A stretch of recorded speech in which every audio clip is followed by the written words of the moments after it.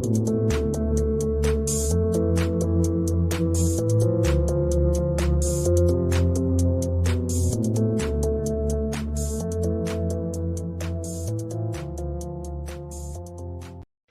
all you lovely fundraisers. Welcome to I Wish I'd Thought of That, aka IWITOT, the Americas edition.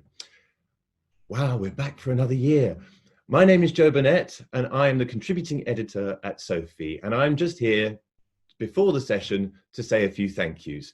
First up, I'd like to thank our sponsors, Open, Agents of Good, Harvey McKinnon Associates, Charity Shift, Bloomerang, and Blue State. We couldn't do it without you guys. Thank you so much for your support.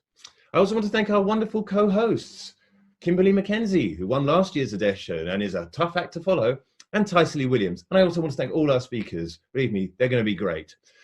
I'd also, and finally, like to send a massive thanks to Fundraising Everywhere, the tech whiz kids who've made this all possible. And of course, last but not least, I want to thank you all for attending. It's going to be a great show. Tycely, hey! Hello.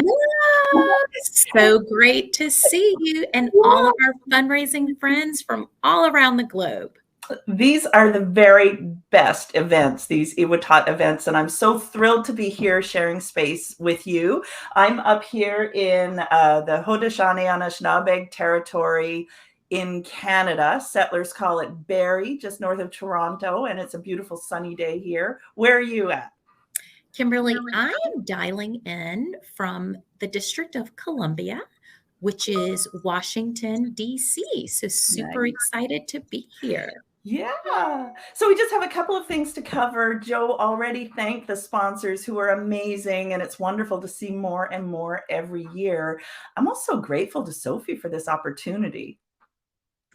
And I am also grateful to all of our sponsors. You can see them prominently listed on the slides.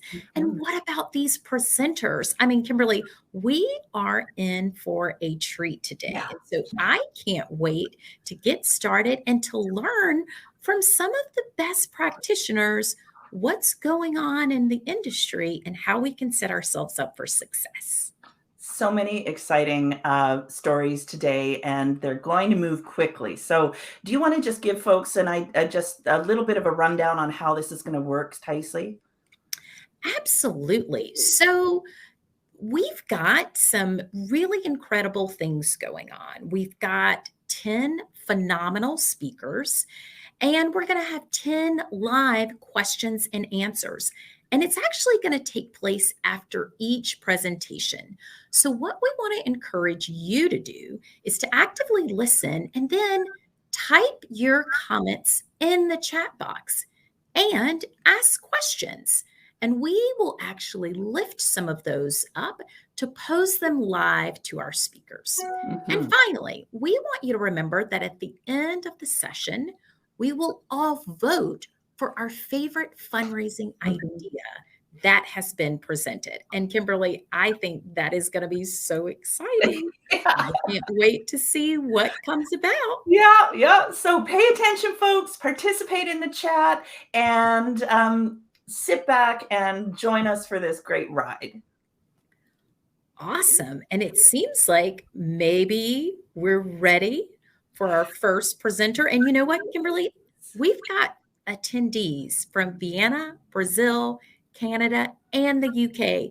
So while we are from the North Americas, we've got folks from everywhere. I love the internet, Tycely. I mean, beyond the US. Happen, right? Yes, this is great. And even the UK, this is so exciting. So Kimberly, I think it's time now for me to mute and direct my attention to our first speaker. Let's do it. I love Amanda Baca. She has done some work with me on the intersection, and she's joining us from Albuquerque today. She is an inspirational, experienced fundraiser currently working in higher education. And throughout her career, Amanda has focused her efforts toward creating equity and access to healthcare for marginalized, underrepresented communities.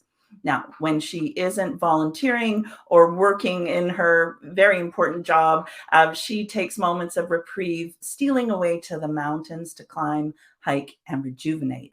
And today, Amanda is kicking off our extravaganza by speaking about a powerful fundraising campaign from a prostate cancer charity. She'll tell you why she thinks it's an inspirational example that we can all learn from. And don't forget the chat box, folks. Let's let Amanda know what you're thinking and consider any questions when she joins us after her presentation. Welcome, Amanda. Hello, my name is Amanda Baca. I'm currently a Director of Development for the University of New Mexico's School of Medicine. One of the many reasons I choose to work in higher ed medical education is to create awareness about and access to healthcare, whether it's through an event, enabling a free clinic, or securing support of one of our programs over a beer or two. That's why I wish I would have thought of that campaign called Crowns for a Cure by Pints for Prostates. Pints for Prostates is a North Carolina-based nonprofit in the United States. Founded in 2008 after beer journalist Rick Like, then 47 years old, was diagnosed with and successfully treated for prostate cancer. Pints for Prostates was designed to raise awareness among men about prostate cancer and the importance of early detection in fighting the disease, reaching men through the universal language of beer, coupled with an important health message about the need for regular prostate health screenings and prostate-specific antigen or PSA testing. All Pints for Prostates activities focus on assisting men and their families in understanding the critical importance of early detection in fighting prostate cancer. Now, prostate cancer is a deeply personal disease. Not only does it claim the lives of nearly 27,000 men in the US each year, but the possible side effects from treatment of the disease, which may include incontinence and erectile dysfunction, can cause men to avoid screening and treatment altogether. Pints for Prostates collaborates with organizations that work with men on awareness, offer support following treatment, and conduct research aimed at improving care and finding a cure for prostate cancer. Pints for Prostates focuses on awareness and employs various ways to encourage guys to take charge of their health, including advocacy, free screening events for men, and funding support groups for men diagnosed with the disease, as well as their families. They believe that men should take charge of their health and have the right to have regular health screenings and know important data, such as their PSA number, so they're able to have informed discussions with their physician. Support primarily comes from individual donations made at beer festivals and pub night events, along with donations from breweries, restaurants, and other companies that support their mission. Since their inception, Pints for Prostates has hosted hundreds of awareness events across the states. Pints for Prostates is phenomenal, and perhaps their crowning achievement is their campaign called Crowns for a Cure, not to be confused with Crowns for a Cure pageant, which is also a great campaign. Since 2015, Pints for Prostates has been using simple bottle caps to get men talking about prostate cancer through their Crowns for a Cure campaign. By 2017, Pints for Prostates had partnered with 51 craft brewers across the US to use everyday run-of-the-mill bottle caps to start conversations about a critical men's health issue and encourage guys to take charge of their health by distributing more than 2 million bottle caps, known in the beverage trade as crowns, to craft brewers around the country for use on beer that they package for distribution during September, which is National Prostate Cancer Awareness Month. The crowns feature the Pints for Prostate logo on the bottle top with messages under the caps designed to encourage men to learn more about the importance of regular health screenings. Crowns for a Cure connects with guys using a simple message. 1, get tested. 2, live longer. 3, drink more beer. Brewers from 27 states used the caps in bottling runs and distributed that bottled beer to retailers during September. And with each brewery taking part in the campaign receiving between 10,000 and 70,000 branded crowns, they covered a lot of ground to get their message out. Nearly 5 million Crowns for a Cure made their way to stores nationwide. To make an even bigger impact, Crowns for a Cure took to social media, broadcasting their message even further. Beer drinkers who spot Pints for Prostate's crowns are encouraged to help spread the word by tagging their social media photos with hashtag Crowns for Cure and at Pints for Prostates, along with the brewery name and location where the bottle caps are found. Some breweries take it a step further, like Mother Earth Brewing, also located in North Carolina, who offered a contest to those who posted on their socials and tagged at Mother Earth Brew for the chance to win a prize pack. If you're just learning to brew your own or a seasoned homebrew master, you can also get in on the action. Homebrewers who want to take part in Crowns for a Cure can do so by ordering bottle caps from Northern Brewer, which partnered with Pints for Prostates on Homebrew Strong, an awareness building effort which includes a special brewing kit. Of course, financial support for the cause is a direct way to make a real difference, and one of the reasons we're all here to share at IWITOT. Crowns for a Cure sponsorships start at $25,000 and include a variety of presented by naming rights in all press materials, including a press release, mention on the Pints for Prostates website, 10 social media posts, along with a logo of the Oktoberfest for a Cure and Crowns for a Cure t-shirts.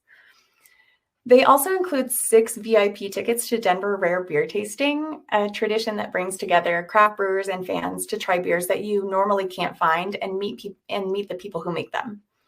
And they also give you access to Pints for Prostate's logo for approved usage. Based on social media data, 80% of Pints for Prostate supporters are men, and 68% of the men and women who follow their campaign are between the ages of 35 and 54 years old, the demographic sweet spot for getting tested for prostate cancer. By design or kismet, it's a perfect match and method for getting the word out. So let's raise a glass and toast to Pints for Prostates and their campaign, Crowns for a Cure. Cheers. Cheers. Ah! Wow. You want to know what I loved about that presentation, Paisley? Oh, you're on mute, honey. You're on. Yeah, no, I think I can hear you. Me, can you? Okay. I love that the charity went straight to where the dudes are drinking beer. Right? Yes. Accessibility. Yes. Yeah. Making sure we're breaking barriers. And what I loved most is it attached to an awareness month. So it created a platform for education. And I think that's what we always try to do, right? We don't only want to inspire people. We also want to disseminate information, and pairing it at a time when there's interest, whether it's in the press or just generally in the community. I thought that was brilliant. It's such a nice, lighthearted way to talk about a topic that a lot of guys are really uncomfortable talking about. And it gives them a topic right there when they sit down to have a beer, to read that bottle cap and go, oh, wow, did you know? So should we bring Amanda up and talk to her about this? I think we should absolutely do that. Hi, everybody. We've got about 4 minutes for you to ask questions, so please do. Tysley, do you have any questions for Amanda? I do have some questions. So, Amanda, I want to start where I think philanthropy always begins. Much of what we connect to is often through personal and lived experiences.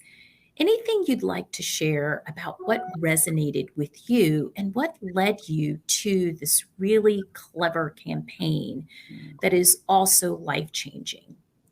Well, I actually have to give it up to a new colleague that I met through work. She is, so one of the departments and divisions that I represent is urology. And so she's our APP for the department, and she brought this up. And I think it's a really incredible way to get to talk to guys about things that, as Kimberly said, and as I mentioned in the presentation, can be a very uncomfortable and, potentially scary, not even potentially, a scary subject for them. And so I think it's really important when we're talking about healthcare, especially when we're looking at different cultures, and men and women have very different cultures just generally. It's not something that you want to do, is to go into the doctor potentially have an illness and then have to deal with that when it has a lot of side effects from treatment and the disease itself. So I think it really brought, like Kimberly said, they went to where the dudes are. And I think that that is really, really important because we, I think, are learning in the sector generally that we really need to meet our constituents, whoever they are, wherever they are. And I think that's great. Plus, I mean, come on, guys and beer. Okay, Amanda, I know you, so I hope you don't mind if I go right to the nuts and bolts of what I'm thinking. And for everybody else, if you don't know me, sometimes I'm inappropriate and I'm a work in progress. So I'll ask forgiveness ahead of time. But I know that you do a lot of work in DEI work, and I was surprised that you chose this campaign. Can you tell me how do those interests connect at all? Yeah, absolutely. And I think it is kind of one of, when you think about equity, I don't think we go immediately to men, right? Because we live in a patriarchy and we participate in this patriarchy. But the fact of the matter is that, one, in healthcare in the States especially, we don't have equitable access to it. And because especially when you're talking about a disease that has a long treatment and cancer generally, that's going to be way too expensive for a lot of individuals to deal with. One of the amazing things that I really like about Pints for Prostates is that they also work with the entire family and not necessarily just the man that may have the disease or has recovered from the disease. And I think that that's really important to bring access to healthcare to individuals that might not otherwise have it. There's a thank you for that. I know we're short on time, so I just want to, there are a couple of questions in the chat here, one from Lauren and Fouk Paris from Peterborough. Both of them asking about the potential that this campaign is promoting excessive alcohol consumption. Yeah, and I think that that's a real concern that you have anytime that you're encouraging people to do something that could be adverse for their health while you're trying to bring a health campaign to them. I think one of the things that Pints for Prostates does really well is that they are working with individuals or with breweries and different craft brewers that, one, are beholden to different laws within states so that there's not going to be an overconsumption, or at least they're trying to mitigate that. But I do think that there are some concerns with that. And I think that along with the prostate awareness and getting people tested, I think it's really important to also address that elephant in the room and say, we're not encouraging you to drink because it does have adverse health effects, and here they are. But also it is a way to, get guys in a situation where they feel more comfortable rather than apprehensive to have these conversations. Great point. Great point. Tysley, do you have anything you want to wrap it up with? Or Amanda, any final thoughts that you'd like to add? No, I'm just so excited to be here. Thank you guys so much for all your wonderful questions. And I can't wait to see what the next presentation is. Well, Amanda, on behalf of everyone watching, we want to extend gratitude to you. We've learned a lot today as it pertains to Pints for Prostate. So thank you for bringing visibility and helping us to understand the importance of coming together to ensure that we find a cure. So thank you. Yeah, thank you guys very much. All righty. So Kimberly, we are moving right along, and that now brings us to our next speaker.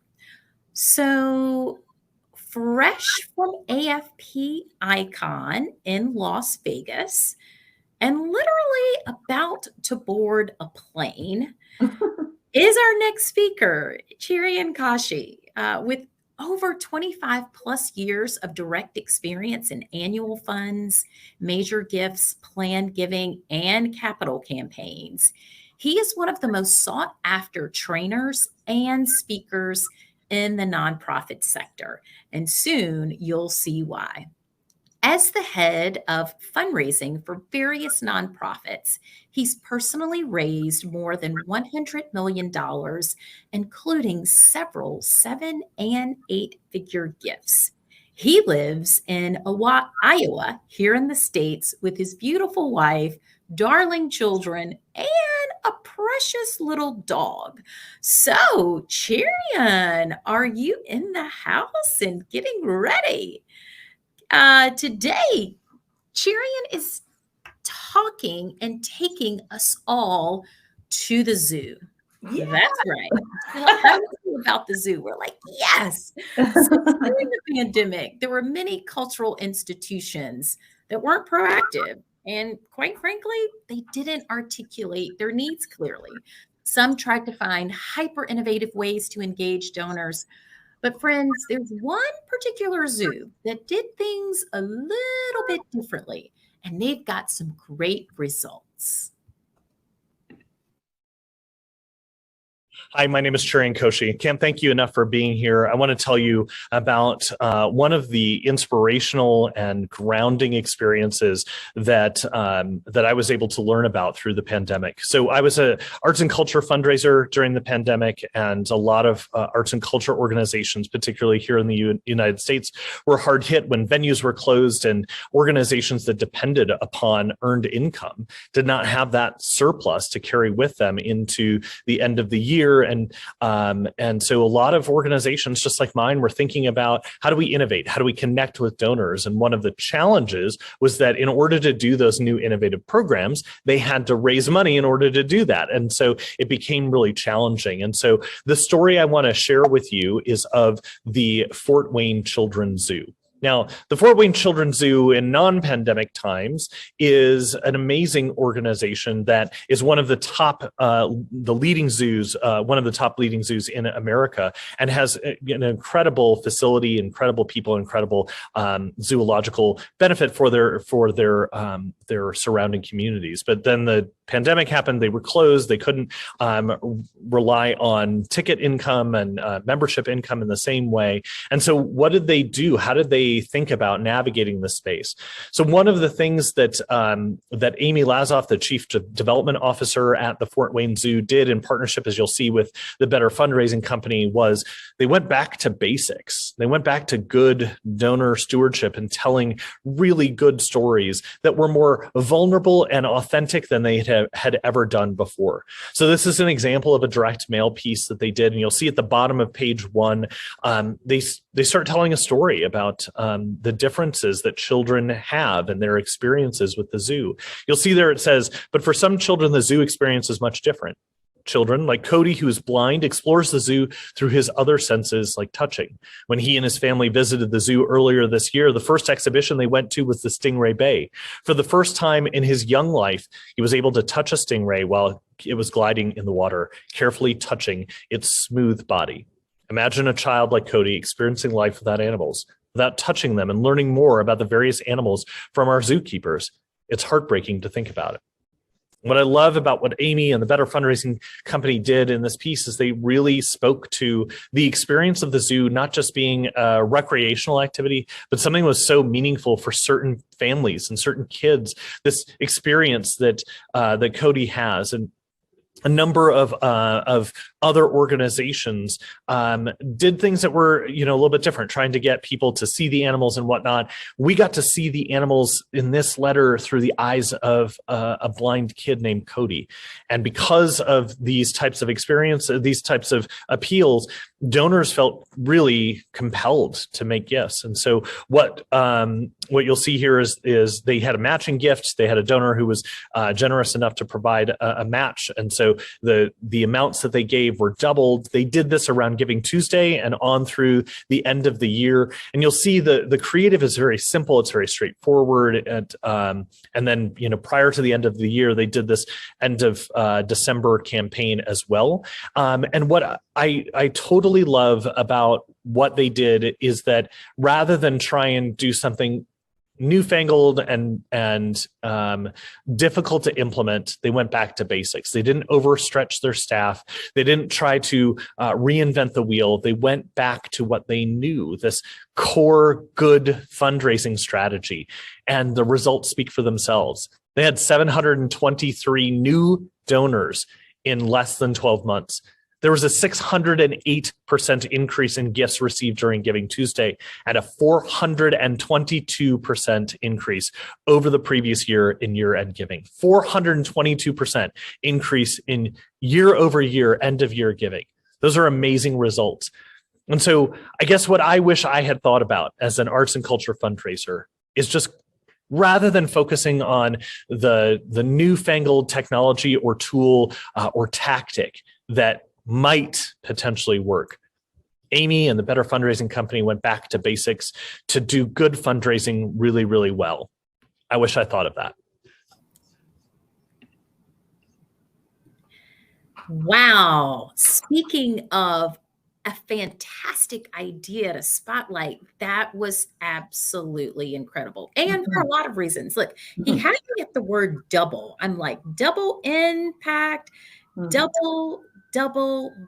I'm like, yes, that really resonated with me. Kimberly, what about you? What did you take away? Well, when I heard the word zoo, I was thinking we're going to talk about cute pandas, or we're going to talk about new animal babies, which is always really successful and traditional. But the zoo talked about how they were making the experience accessible and inclusive for everybody. And that made my heart sing. It really did. Wow. So should we hear from let's Chariot to just get a little bit more about his thoughts about why the zoo and what pulled him in to the double impact? Chariot, so great to see you. Welcome. It's been so long since I've seen you, Tysley. I know, a whopping 8 hours. Well, we're glad that you are with us and with many of our friends from around the globe. We've got lots of questions. So folks, don't forget about that chat box. I know you're so enthralled with all of the visuals and all of the exchange, but we want to hear from you. Kimberly, I think we've got some questions that have come in. Well, I want to first, I'm looking at the chat. And while I do that, I know there are a lot of direct mail geeks who love to talk about direct mail, but is there a way that they used this approach in other channels? Yeah, absolutely. So one of the pieces that they did was for Giving Tuesday. One was for the end of the year. And the part that I didn't include, because there was so much good about this content, is that it tied in with what they were putting out for emails and social media. So as you mentioned, Kimberly, a lot of times zoos are putting out stuff about animals and whatnot. I really just wanted to just Oh, I think we lost Tysley. But the pieces connected all together with their email. The look and the feel was the same, as well as on social media. So if a donor, potential donor or existing donor saw a piece on email, they would know to get the mail. But the other piece that's really smart about what they did, what Amy did in this strategy, was everybody went to email. Everybody went to social media. So when Amy's piece came in the mail during the pandemic, it stood out because not a lot of organizations were doing that. Right. The chat is loving the back to basics strategy here. And there's a question from Nam. I'll just read it directly. How did they do a Giving Tuesday print campaign? Did they drop the mail piece on Giving Tuesday, or did they do a week? They did it. Yeah, that's a great question. So they did. You should reach out to Amy and hear out all about the strategy that they did. But they did mail it out the week before Giving Tuesday to prime people for Giving Tuesday gifts. As we all know, Giving Tuesday's a day, but everybody does giving up to Giving Tuesday and even after Giving Tuesday. And so this was a really wise strategy of just reminding people of when they could give. And it's about more than giving too, right? Giving Tuesday often feels like just a money grab. Tysley, if it's okay, I'll just go on to Sarah here. I love that the attendees are asking questions that are a little bit provocative. I don't know, but they're like, where did the 700 donors come from? Was this purchased, rented, lapsed? Who are these people? Yeah, absolutely. In such a short time, I couldn't cover all of the bits of the strategy. But for your question, Sarah, in particular, they did a lot of segmentation. So they had stuff for existing donors, and they did a special campaign for them. They had stuff for lapsed donors, all fitting within the general theme. But the 700 new donors came from the zoo's membership that hadn't been donors. So these were folks that had come, they had visited, they had their contact information, but they had not actually become donors. So they became new donors to the organization, which was huge. Well, that speaks to the value of building community, right? So they join community. Yeah, Tysley, do you have something to add there? Well, the piece that I will add is that while it seems as if there was a focus on solicitation, I think we've also seen, even with you spotlighting, that there's also an opportunity to increase the brand. And I would love to hear your thoughts, Sherry. And like we always say that we measure what matters. What should we be measuring as it pertains to this exceptional idea?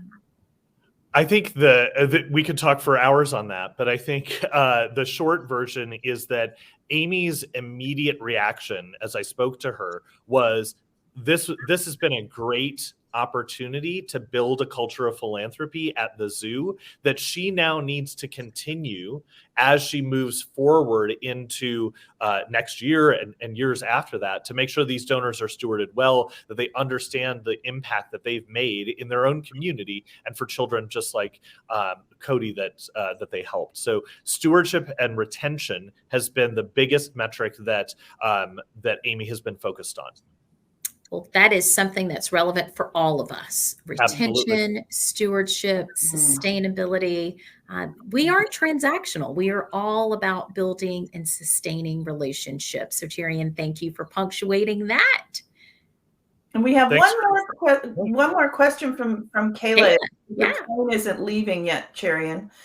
If you've got a couple of minutes to hang out. And I think we do have time to just this one more question. And Fook, I hope I say your name right. I see there's one up there. He says, amazing. Which channels they promoted? And I think you've already answered that a little bit. So yeah, let's hear from Kayla. This is a strange question, but has Giving Tuesday become the giving day? So many geographic areas seem to have their own giving day, something similar, or am I mistaken?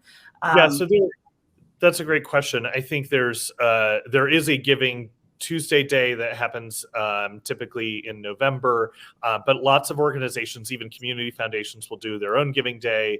Colleges and universities will do their giving day. So I think the point that I'm making is that the strategy is widely applicable to a lot of other organizations who might use this same at a high level, this back to basics strategy to engage their donors on a giving day.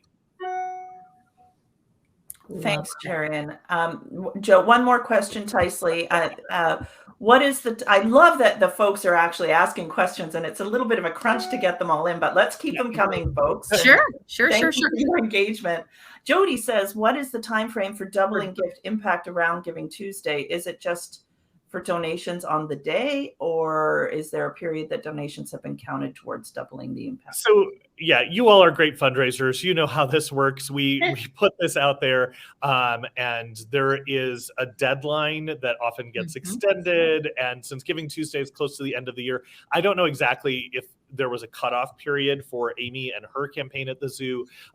But in general, I know that the one that was through the end of the year was set to expire on December 31st to encourage people to make that gift. But you'll need to make that choice for your own organization of what counts and what doesn't. But my understanding was that all of the match expired December 31st, even the Giving Tuesday one.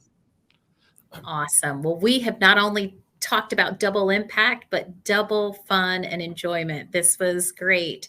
Exponential creativity. So thank you for journeying with us to the zoo. Jerry, and thank you for bringing this exceptional idea.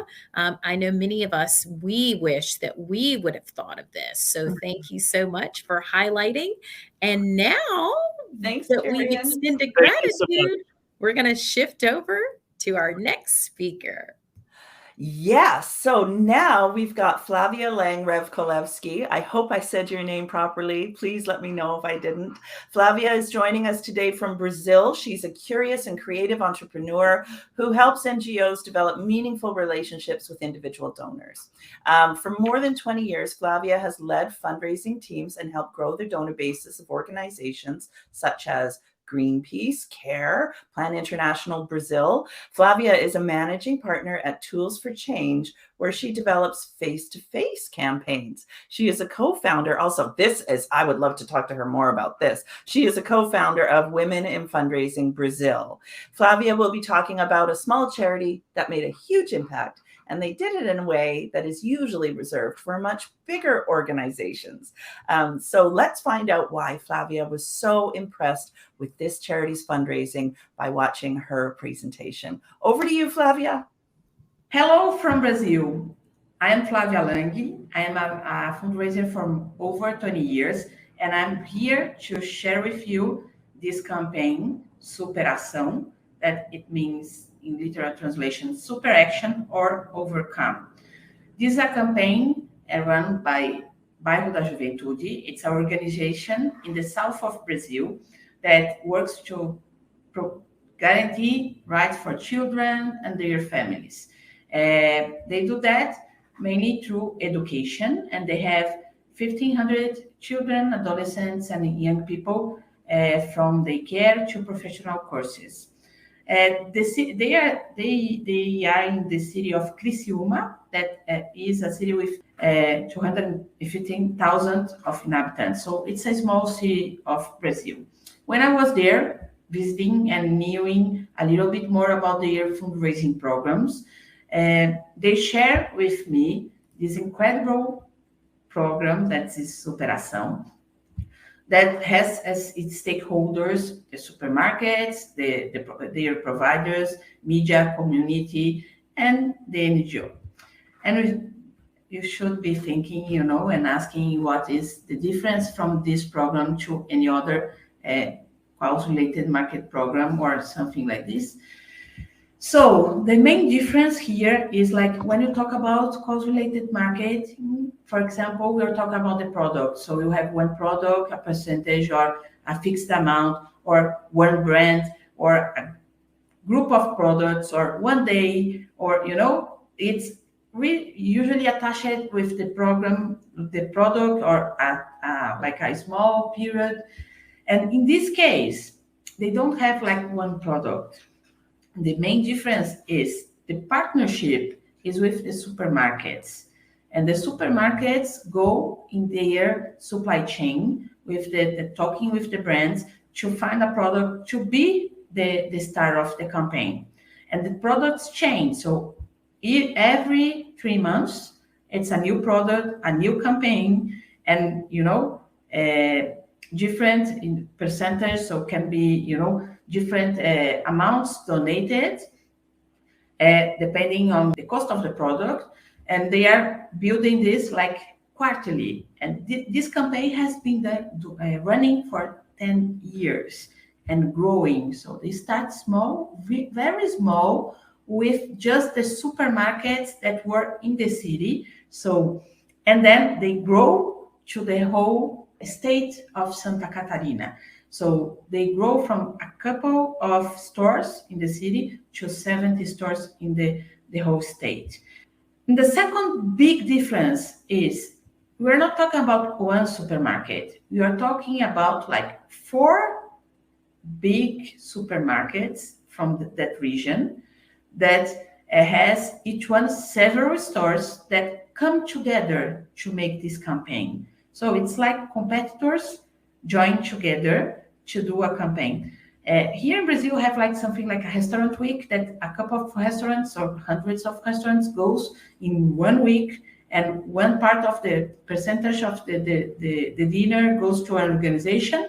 But the difference here is it's not for 1 week, 1 month. It's like a quarterly campaign running like forever, because now we are already in the 10th anniversary of the campaign. So it's a really nice initiative.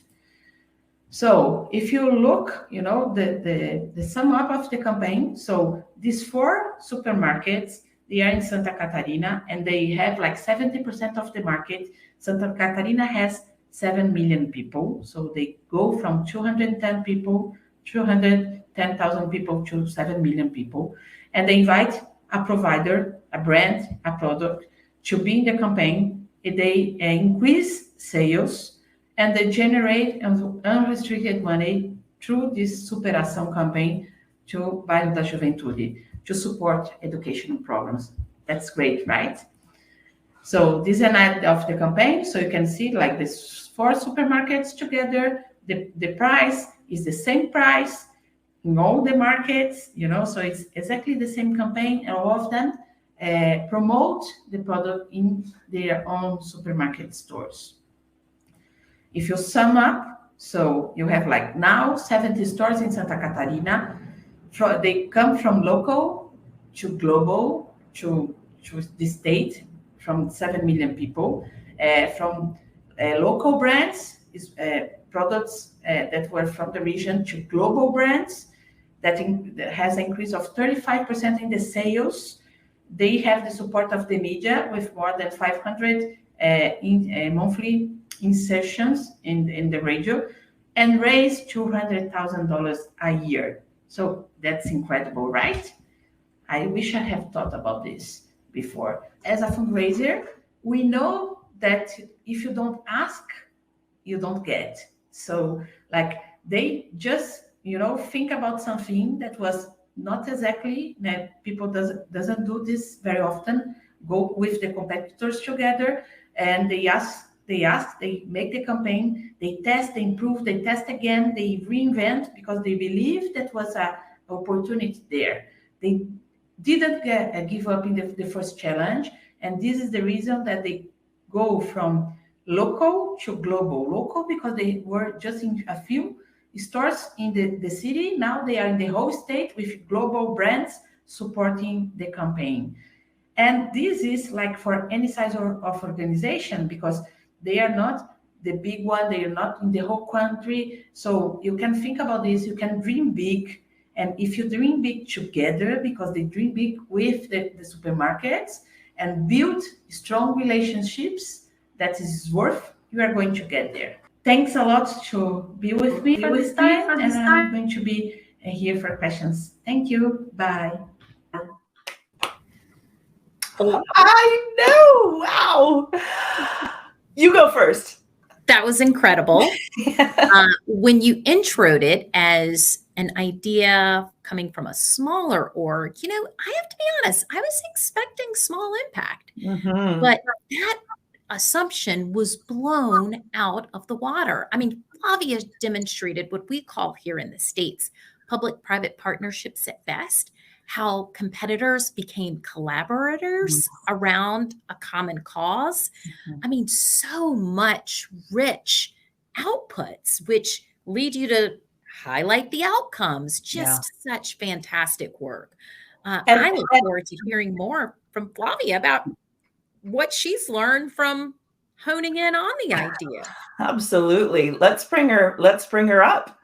Oh, exciting. Hello. I'm very like this truly is the Americas. We've got Brazil, the United States, and Canada. This is incredible. I'm very happy to be here and join you. It's the first time that I come for the event. It's something that came to mind for me was how when working with corporate first of all, I love that a small organization was able to overcome the challenge of scale. They were able to really be innovative around creating a partnership that was scalable. And sometimes working with corporations, it's all about promoting the corporate brand. But this campaign looked to me like it was really putting the cause first, the community impact first. Can you tell us a little bit more about that, Flavia? Yes, I think there is I think 3 or 4 people from the organization that are listening here. Oh, good. So yes. If they have something to add, they can just add. Good. And the chat also right? So I'll watch the thank you. chat. Yes, I'm happy that they could come. So the thing is, I met the organization. I was invited. I'm an individual donor fundraising, right? So I went there to look and exchange information about this. And when I was there, I was like, wow, this is something very impressive. They were in the starting of the program. It was like, I think the second year, and I have been following them from that time now. And I think that is the thing, you know, like they put the cause first, and they don't have like the barriers, you know, to like, you know, what you can do to make a huge impact. So let's go for it. So let's invite 4 different brands, supermarket brands, to join, and they invite them and they join, you know. So I think this is that leads to the biggest impact, you know. They just go for it, and because the cause is first, you know. So Mm-hmm. We have a question there in the chat, Taisley. Can you see it from Sarah? Yeah. So, Flavia, again, I too want to extend gratitude and lots of appreciation. But we've got a question from Sarah. And Sarah is really wanting to know, do you have any advice for getting corporate partners on board at the very beginning? It seems like once you have shown some success after you've started, it gets easier. And I think you've said they've been doing this for 10 years or so. But at the beginning, what are your thoughts on how to get corporate partners to the table in the beginning and how to get them to buy into your cause and to your vision versus pushing their product or service? What are your thoughts on that? yes, this is a challenge. I think it's a challenge for everybody, but I think that the first thing is you have to believe in your organization and ourselves, and believe that what you are offering makes sense for the corporate sponsor, and like study them to see, you know, like what they are looking for, you know, and build a program together that makes sense, not just for us, but for everybody. Because I think one of the big differences is like this program makes sense for everybody, you know. I was talking to Ney from Bairro da Juventude, and he told me, you know, now you have the monthly meetings with the supermarket, and when you finish, the 4 owners of the supermarket say like, you know, can you use your meeting room for a while, you know, and talk a little bit more about business, you know. So the whole thing, you know, makes sense for them, for us, for the community, for the media, for everybody. Yeah, and that's part of the story that we haven't highlighted yet, is that the stores made more money too. Yes. Yeah. But it was a win-win-win. Yeah. I mean, talk about exponential social impact. Flavia, I think you have certainly centered something that has gotten lots of interest, lots of attention, and things that we can replicate. I mean, you've introduced here elements of this campaign that we can all take back and to integrate. And especially if we're giving thought to when we're designing things, how do we aim for that win-win-win? So, Flavia, any closing thoughts? I think I'm a very big fan of this organization, so I always talk to them because I really think that they do this different stuff. And one of the things that I really like is that they dream big, really big, you know. So I was talking to them, and now they are building an innovation center, you know, there in Criciúma. So it's a new building for the community. So they do a really impressive work. Well, about the campaign, what I think is like you have to forget your barriers, you know. Like sometimes it's challenging, but like when you think, you know, like they did, you know, like 4 different supermarkets. Like I cannot imagine, you know, Walmart with 2 other big brands, you know, doing together. But they imagine and it worked. So I think our biggest barrier is ourselves. Yeah. You know? So if you can, you know, go over that, we are going to be, you know, doing much better. Yeah. Raise much more money. You know, it's like shifting to that abundance mindset and asking your potential collaborators and partners, what is possible if we come together? is a very innovative approach to fostering collaboration within the community. I love this campaign. Yes, me too. It was like, I really loved it. So thank you. I'm very happy to be here and share. And if you need to exchange more information, you can just send me a message too, and I can introduce them for you. Wonderful. Wonderful. Okay. How do you say your last name? Did I get it right? Rev Kolevsky? Yes, you did it right. It's Flavia Kolevsky. Yes. Wonderful to meet you.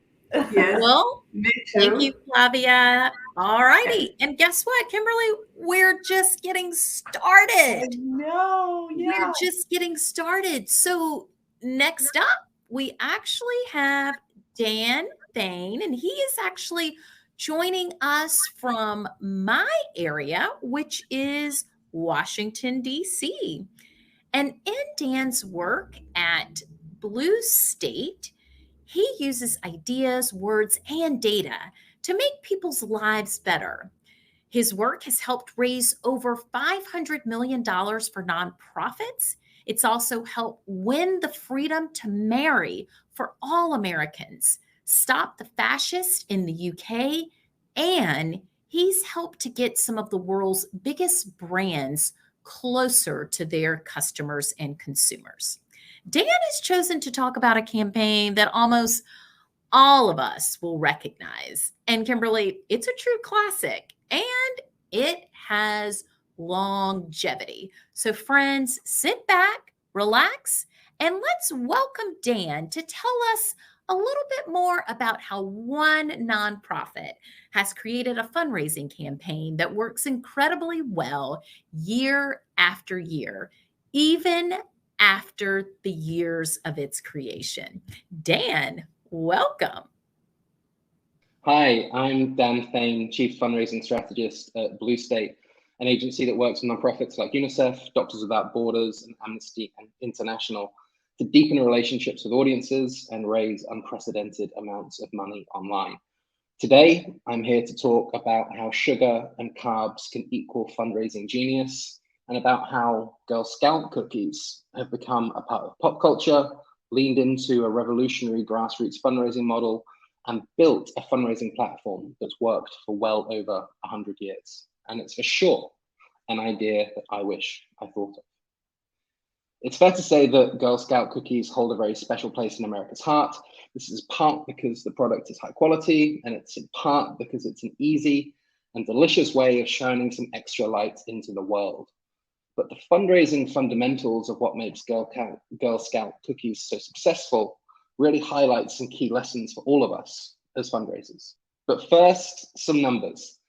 Cookie revenue has grown to an extraordinary level. In 2021, over $800 million worth of cookies were sold. That's over 200 million boxes of cookies. And the price has risen dramatically too from their launch. Before, in 1933, a box would cost just 23 cents, and now they retail at around $4. And what's great is that all of this started from the grassroots. Because Girl Scout cookies weren't started by some marketing folks trying to think of the next big idea.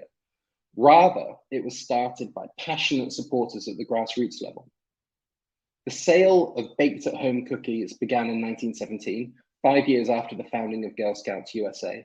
This happened organically, a great idea from scouts and mums wanting to raise funds. In 1922, Girl Scouts USA were inspired and started to publish recipes for other troops to take their own fundraising into their own hands. This saw a huge uptake of self-organized groups baking and selling cookies. And in 1934, in Philly, cookie sales were taken to the next level with the first commercial bakes. For me, the most inspiring part of this story is that it started by volunteers. And the Girl Scouts of America had the smarts to realize what they had and to maximize it. That leads us to an important thought for all of us as fundraisers. What ideas do your volunteers have that could play in your fundraising mix? The next Cookie Genius is about structure and how a decentralized model has remained since day one. Because net proceeds from all sales stay with the local Girl Scouts Council where the sale was made. That money goes to support and fund local year-round education programs, outdoor experiences, travel, and Scout-led community projects. So by smartly linking inputs with outputs, they give local scout troops a real financial incentive to make this a success. And there's flexibility too. Local Girl Scout groups are able to decide the price structure of their cookies using local knowledge to drive business outcomes. One of the smartest things that the Girl Scouts put in place is an incentive-based structure to encourage individual Girl Scouts to do more. Organizing the organizers is a core strategy for any grassroots operation. And by offering Girl Scouts rewards from pins and patches through to a trip to a Broadway show, there are status and real benefits available to be earned when they raise money for the Girl Scouts. And when you build a plan that both benefits the organization and the individual participants, good things happen. And that emphasis on co-creation and empowerment of audience can pay dividends. For example, meet 8-year-old Lily Bumpus. She sold an incredible 32,484 boxes of cookies, the highest amount a single Girl Scout has sold in a single year. Lily is a cancer survivor and drew strength from her sales. Her mum said, Lily has always been blessed with the community of supporters she's had with her. But for the first time, the world saw her own voice, her own mission, her own sight that is bigger than cancer. She just needed a space to do her own thing, and this was it. So competition and incentives are an important part of their fundraising strategy, but also so is scarcity. As fundraisers, we know this well, whether it's a limited time match or a piece of merch or end of year as a whole. We know the idea of scarcity can be a powerful motivating factor in getting people to act. And in the case of Girl Scout cookies, scarcity is not only a differentiator in the marketplace, but an event that people look forward to, which is itself another form of cookie genius. The Girl Scouts have also been astute in how they use technology. From the first phone-based cookie hotline to online sales to cookie finder apps, they've understood that technology is a tool to promote and reach new audiences. And that's really smart. And finally, as well as the program teaching Girl Scouts goal-setting skills, decision-making skills, money management skills, people skills, and business ethics, it's helped hundreds of thousands of girls to believe in themselves. For example, in the last couple of years, it was revealed that one of the Girl Scout cookie manufacturers used palm oil that employed child labor. Troop after troop boycotted their own cookies until manufacturing processes were changed. They are forcing a conversation, and that's inspiring to me. But more than just Thin Mints or Samoas, more than the billions of dollars raised, more than a century of success, more than the deliciousness the program has spread into the world, Girl Scout cookies have created a vehicle for young pioneers to believe in themselves and realize their power in building the world that they want to live in. And that's an idea I wish I thought of. Dan, thank you. Thank you. You know, Kimberly, I could resonate with a lot of these presentations. This one, as a lifelong Girl Scout and as someone who actually has a box right here in my office, as he was talking, I said, Dan, I'm the consumer you're speaking of. So I really enjoyed learning more about what's behind the cookie, the sweetness behind what for me is just a culinary addiction. But I've learned a lot about the strategy and the tactics that have made this a wildly successful fundraising campaign.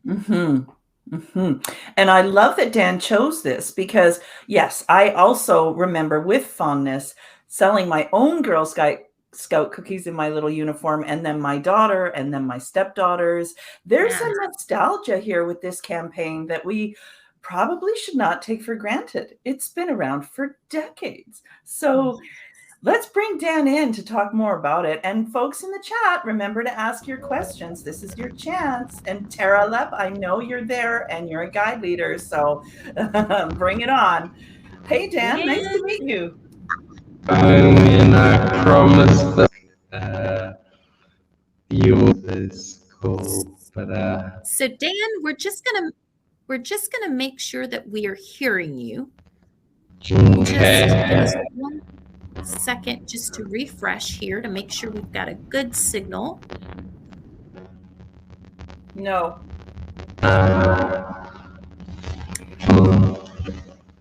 So Great.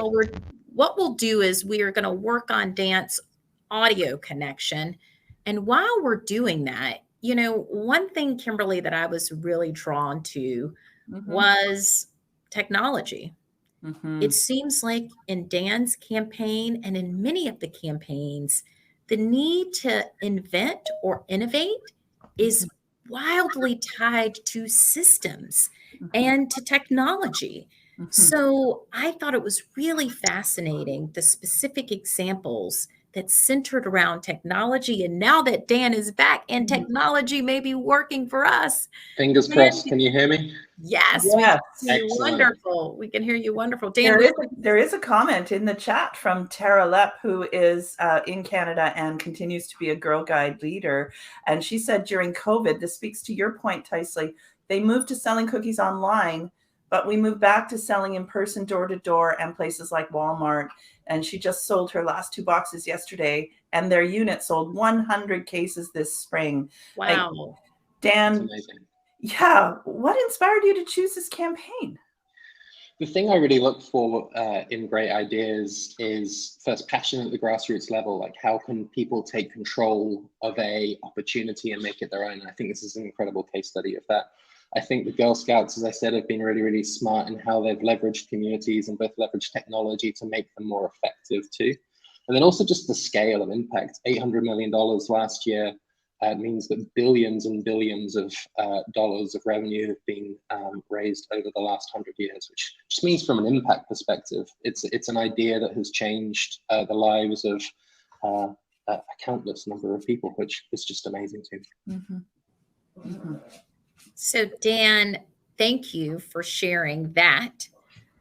We also would love to hear a little bit more about how we hold ourselves accountable. You know, we are often accustomed to pinning things like gift acceptance policies that discern whether or not we say yes to a gift. I'd love to hear your thoughts on how we challenge from within. You know, you actually highlighted that when the audio and video didn't match, and when there was a need to actually boycott the palm oil, the Girl Scouts jumped right in. Talk to us a little bit about whether that was a help or a hindrance. I mean, what are your thoughts on how that impacted the brand? I think it's a help. I think consumers are realistic in understanding what's happening in the world, and that there are moments where not every organization is going to live up to their best selves or those ideals. I think what really matters is showing the maturity to step up, understand that there's a problem and fix it. And ultimately, people are going to be respective that you listened and that you learned and that you moved on. With the Girl Scouts, they issued statements saying that they weren't willing to have children involved in any level of production around the palm oil that feeds into this too.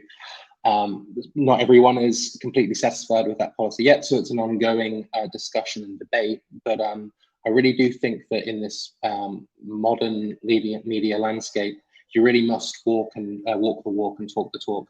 Otherwise, people are going to see through you very, very quickly and change allegiances and change preferences very, very promptly. Yes, Dan, we appreciate you centering the importance of values. You know, as we talk about creativity and resourcefulness, we are mindful that we also must craft campaigns that not only retains the trust of the community, but continues to demonstrate why we should be trusted and why we are worth the financial investment. So Dan, thank you so much for centering that. Now, similar to Lucy, there might be others with questions. And Dan, just before you go, we want to take just 2 seconds to invite any last minute questions. And while those questions are coming, Dan, what's your favorite Girl Scout cookie? I think the correct answer here has to be Thin Mints. Yes, Thin Mints. I think that is an excellent choice, an excellent choice. Well, Dan, we would love to hear your thoughts on what you think is the single most important lesson that you've learned from Thin Mints and all the assortments of cookies. If you had to wrap it up in one sweet, delectable bow, what direction would you go in? It's slightly ironic because I'm a marketing person that's paid to come up with ideas for people, but listening to community is a really, really important lesson. It's not marketing professionals who are always going to have the best ideas. There are brilliant thoughts and brilliant minds throughout all of our fundraising communities, and leveraging and figuring out ways to tap into them can provide exponential results. So look outwards as much as you can. Believe in the power of people. Believe in the power of the people. That's absolutely beautiful. And there's a lot of enthusiasm here in the chat, Dan. I don't know if you've seen it, but there's comments. Tara commented on how this campaign empowers girls to speak up and speak out. And a lot of the Girl Guides did get involved in the palm oil boycott. And this campaign just has had such wide reach globally for all of us in ways that you wouldn't expect. So lots of love here in the chat, Dan. Thank you so much. Thank you for having me. Thank you, Dan. Bye-bye, everybody. All righty. So, Kimberly, we've got great news. We've got one more speaker, and we're going to give folks a little bit of a break after we hear from our next speaker. So I think we need to just flex those fingers. I know that it can be a little hard sitting still, but in the event you have questions, don't forget to use the chat box so that Kimberly and I can introduce those. And Kimberly, I'm just going to direct attention back to you to intro our next speaker. Well, I love this one because what a lot of you may not know about me is that I went to theater school and I love Broadway. So Adam Clevenger is here. He is a self-described learner and philanthropist. Adam combines his lifelong commitment to philanthropy and unending pursuit of knowledge to benefit the clients he serves in Indianapolis and throughout the US. Every day, Adam works with various clients representing critical causes such as conservation, LGBTQ2 spirit rights, adult literacy, and more to improve his and other communities. As a volunteer, Adam supports organizations assisting survivors of domestic abuse and hunger relief. And this is where this bio got me in the gut. From the safety of an emergency shelter to being a first-generation college student, Adam experienced firsthand the transformational power of philanthropy in his life, and these experiences fueled his work. So, last year, Adam was an enthusiastic IWITOT attendee, and today he's getting a chance to share an idea that he finds inspiring himself. So from the Broadway stage to the IWITOT stage, Adam is going to talk about Broadway Cares and their unique fundraising ideas. This is a great presentation and the first half of our event today. So Adam, welcome. I'm coming to you from Indianapolis, Indiana, home of the Madam Walker Legacy Center, named for the woman who inspired this theater, Madam C.J. Walker. Madam was the first female self-made millionaire in America, an entrepreneur, activist, and philanthropist. I thought it was a fitting place to start telling the story of Broadway Cares. This spring, a friend visiting New York City tagged me in a Facebook post about their experience with giving and volunteering for Broadway Cares' Red Bucket campaign. I got more excited the more I learned about this campaign, and after talking with the Director of Development, Danny Whitman, I found myself thinking, I wish I thought of that. Like so many great fundraising efforts, the Red Bucket campaign started as an idea, a spur-of-the-moment desire to help during a crisis. In the 1980s, when AIDS was ravaging the country, especially the LGBTQ and Broadway communities, Rosemary Prinz and the cast of Steel Magnolias decided to appeal to their audiences to help support people suffering the effects of the disease. Nearly 40 years later, it is easy to forget the stigma that people infected with HIV faced. They experienced family rejection, job loss, hunger, homelessness, and a lack of care. This grassroots movement started with actors holding hats and evolved into the Red Bucket campaign. Before COVID-19, Broadway Cares raised $4 to $6 million a year through 6-week spring and fall appeals. Hundreds of volunteers fan out across New York City every night and twice on Sunday to collect donations that cast members solicit from the stage. The concept is extraordinarily simple, yet complicated in the detail of execution. Facing a volunteer pool not eager to be back in public or in large crowds, Danny developed the idea that first captured my attention. Why not offer donors the opportunity to engage as volunteers? The idea worked and added to the phalanx of volunteers and staff with red buckets. From one cast in one production on one stage, the fundraiser has grown to hundreds of actors in every production on and off Broadway, as well as national touring shows. Funds raised by Broadway Cares continue to support people in and out of the entertainment industry affected by HIV and AIDS. However, last year, Broadway Cares granted over $14 million supporting women's health initiatives, hunger relief, access to affordable health insurance, addiction treatment and recovery services, pandemic relief assistance, and so much more. Now, I know what you're saying. That's great, Adam, but I don't have a theater industrial complex supporting my fundraising efforts. So what can you glean from the Red Bucket campaign to assist your fundraising efforts? A couple of crucial components stuck out to me: the power of crowdsourced fundraising, consistency and evolution, and a donor engagement through volunteerism. How can one donor really make a difference with problems as enormous as HIV/AIDS or COVID-19? Crowdsourced fundraising is collective action at its finest. Broadway Cares has created a movement. Pooling together donations from several donors united in a common cause can profoundly impact that cause. Statistia, the German marketing and advertising research firm, found that crowdsourcing has been steadily rising in North America to reach $17.2 billion last year.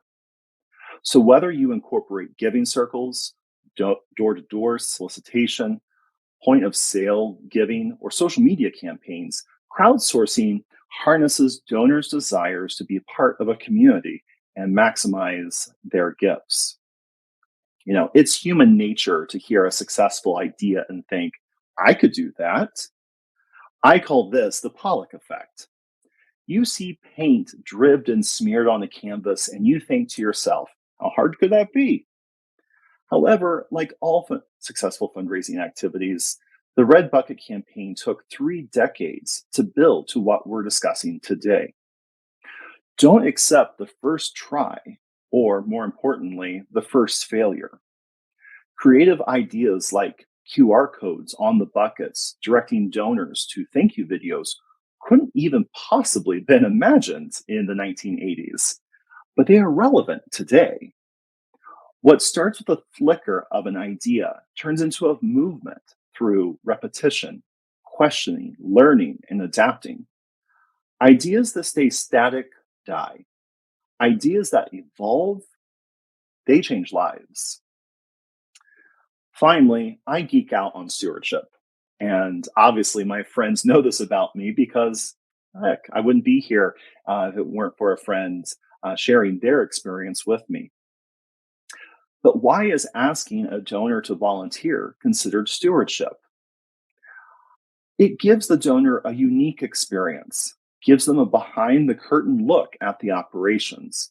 It deepens their understanding of the organization and connects them to a community that they feel a part of. What's more, and this is why I really enjoy great fundraisers like Danny, he and his team use the opportunity to work alongside some of their best donors to get to know them better and build stronger relationships. So, folks, don't miss your shot. Defy gravity with your fundraising by working 9 to 5 every day to create community, evolve, and steward.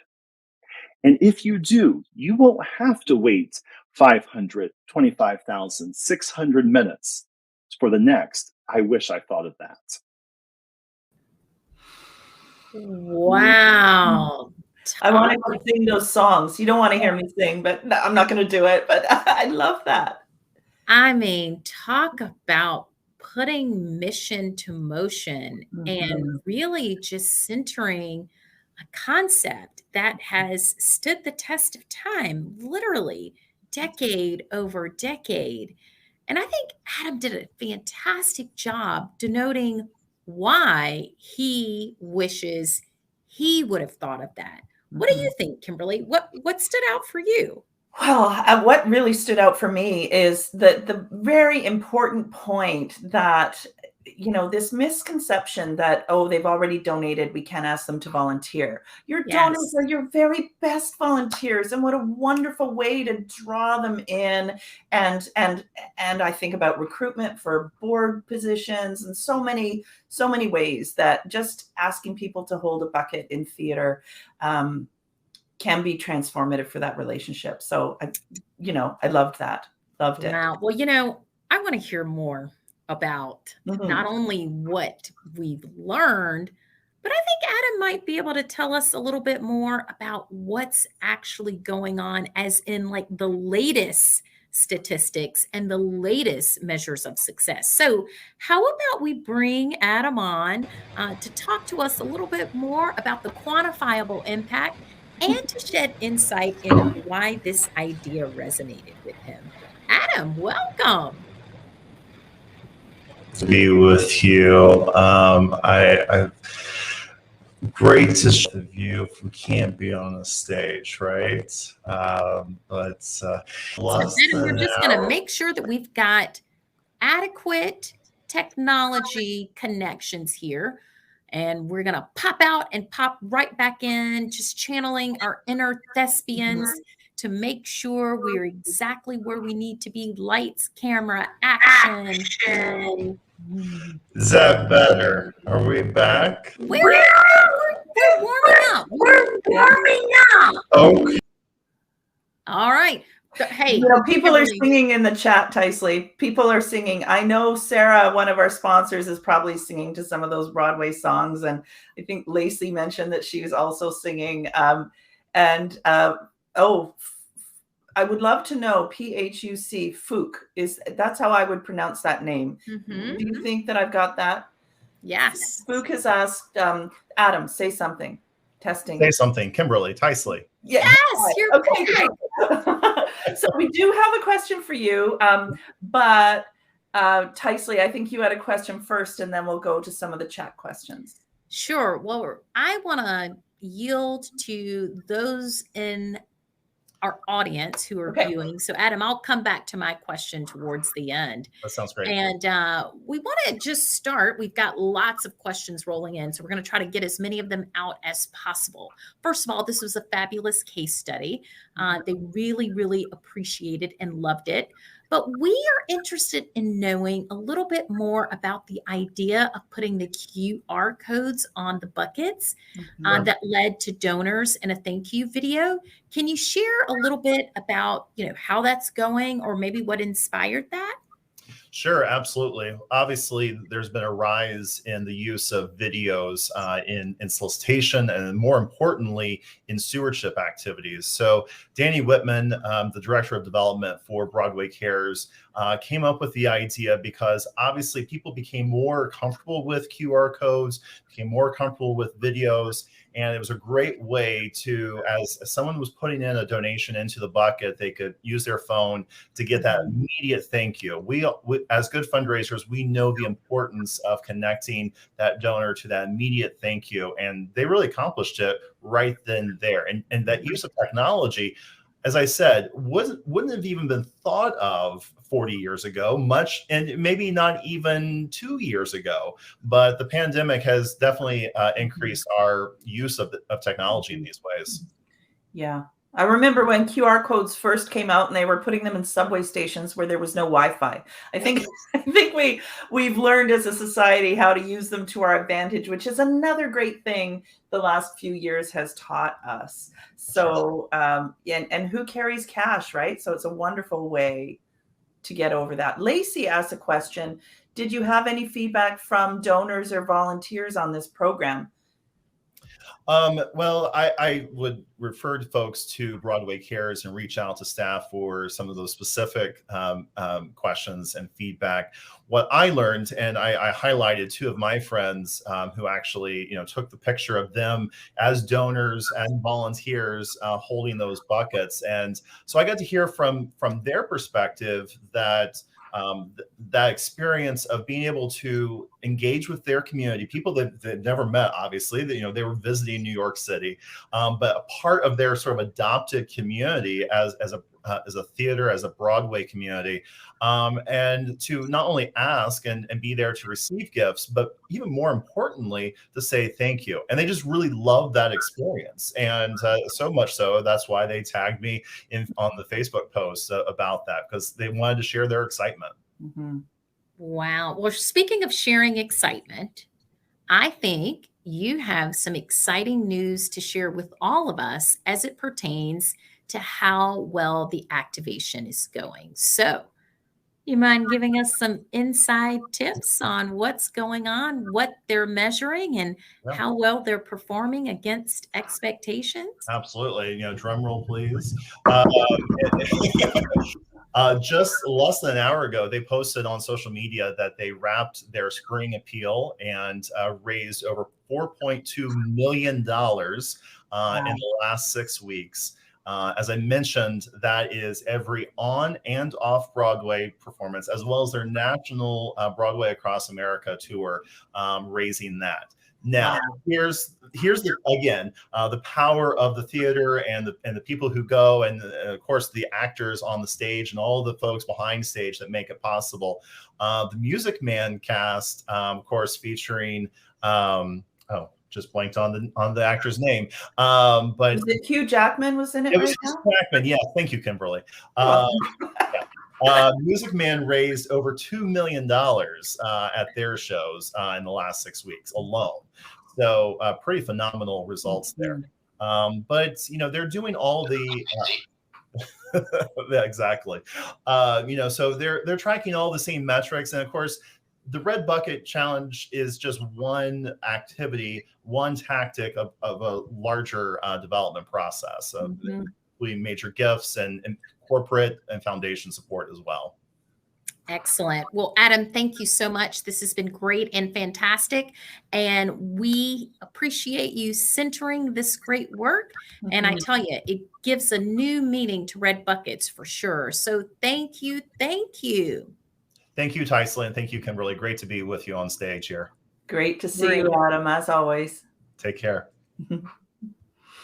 All righty. So now we are moving and grooving. Mm-hmm. And guess what, Kimberly? No time to rest. So I alluded to the fact that we were going to take a break, but guess what? We are going to continue to push and to press, and we'll break after we know who our winner is for today. So I would love to welcome to the stage our next presenter, and we have Bibi Babatunde, who is a passionate fundraiser at the Food Banks Canada. And it's an organization that works to relieve hunger today and prevent hunger tomorrow. After getting her master's in international studies with a focus on nonprofit fundraising, she has worked with several different charitable organizations in the United States, in Nigeria, and in Canada. And in all of those settings, she combined her cross-cultural communications experience and fundraising knowledge to raise funds from foundations, corporate organizations, and government partners. Let's welcome Phoebe to hear more about her great idea. Hello, everyone. I hope you've been learning a lot from this year's I Wish I Thought of That edition. My name is Bibi Babatunde Ikotun, and I'm a fundraiser working with Food Banks Canada in Canada. So today I'm going to be talking about Donate a Tree. A little backstory. As a little girl in Nigeria, I always wondered where all the trees were going and why the weather got worse every year. This was way before the word climate change got introduced to my vocabulary. In my little corner, I try to take actions that would impact the world positively, which is why the Donate a Tree fundraising initiative caught my attention. As a fundraiser that deals with a lot of philanthropic corporate donors, I spend a considerable amount of time brainstorming ideas that would bring about fundraising initiatives that would be mutually beneficial to my organization and the corporate partner, which is why I believe what Microsoft Weather has with the Eden Reforestation Project is innovative. A little backstory again. My usual internet browser on this glorious day was acting up, and I decided to try out a new browser, which is the Microsoft Edge. That same period, I was like, let me check the weather. What's the weather for today? And as soon as I clicked on the weather page, this little add-on came up, and I was like, interesting. Of course, I click it. And that was how I stumbled on this challenge, or you can call it a game, that for 10,000 points would grow a physical real tree in a location. And if you know me, I love a good challenge. What does that mean, right? A good challenge. So let me talk about this project a bit. When I found it, I was like, so all I have to do is take an action that would lead to points that would actually grow a physical tree somewhere. And I realized that it wasn't time consuming. 2 to 3 minutes of my time in participating with this challenge would lead to a physical actual tree in a location. So here's where my tree is. It's in the Wamdudu site, which is just outside Mombasa in Kenya. And that little drop down there is where my tree would be planted. So because I'm working towards having an actual tree planted in Kenya, these challenges have become a part of my day-to-day life. It has become a part of my routine. And one thing I enjoy about it is that for every time I log in and I participate, I get to grow my knowledge about Canadian geography. Like I said previously, I'm from Nigeria, so I don't know a lot about the geographical situation in Canada. With single prompts like select a place on the map with winds over 16 kilometers per hour, or select a place on the map with things like less than 5 degrees or higher than 10 degrees. Each time I hover across the map, I get to see cities nicely positioned on the map. So I grow in my knowledge of my environment, I grow in my knowledge of my province, I grow in the knowledge of Canada. And what I would assume is that every visit to the Microsoft Weather website is valuable to Microsoft, which is one of the things that businesses have as their objectives, something that is valuable to their business. And in turn, they make a financial contribution to the Eden Reforestation Project. This is a win-win for both parties involved.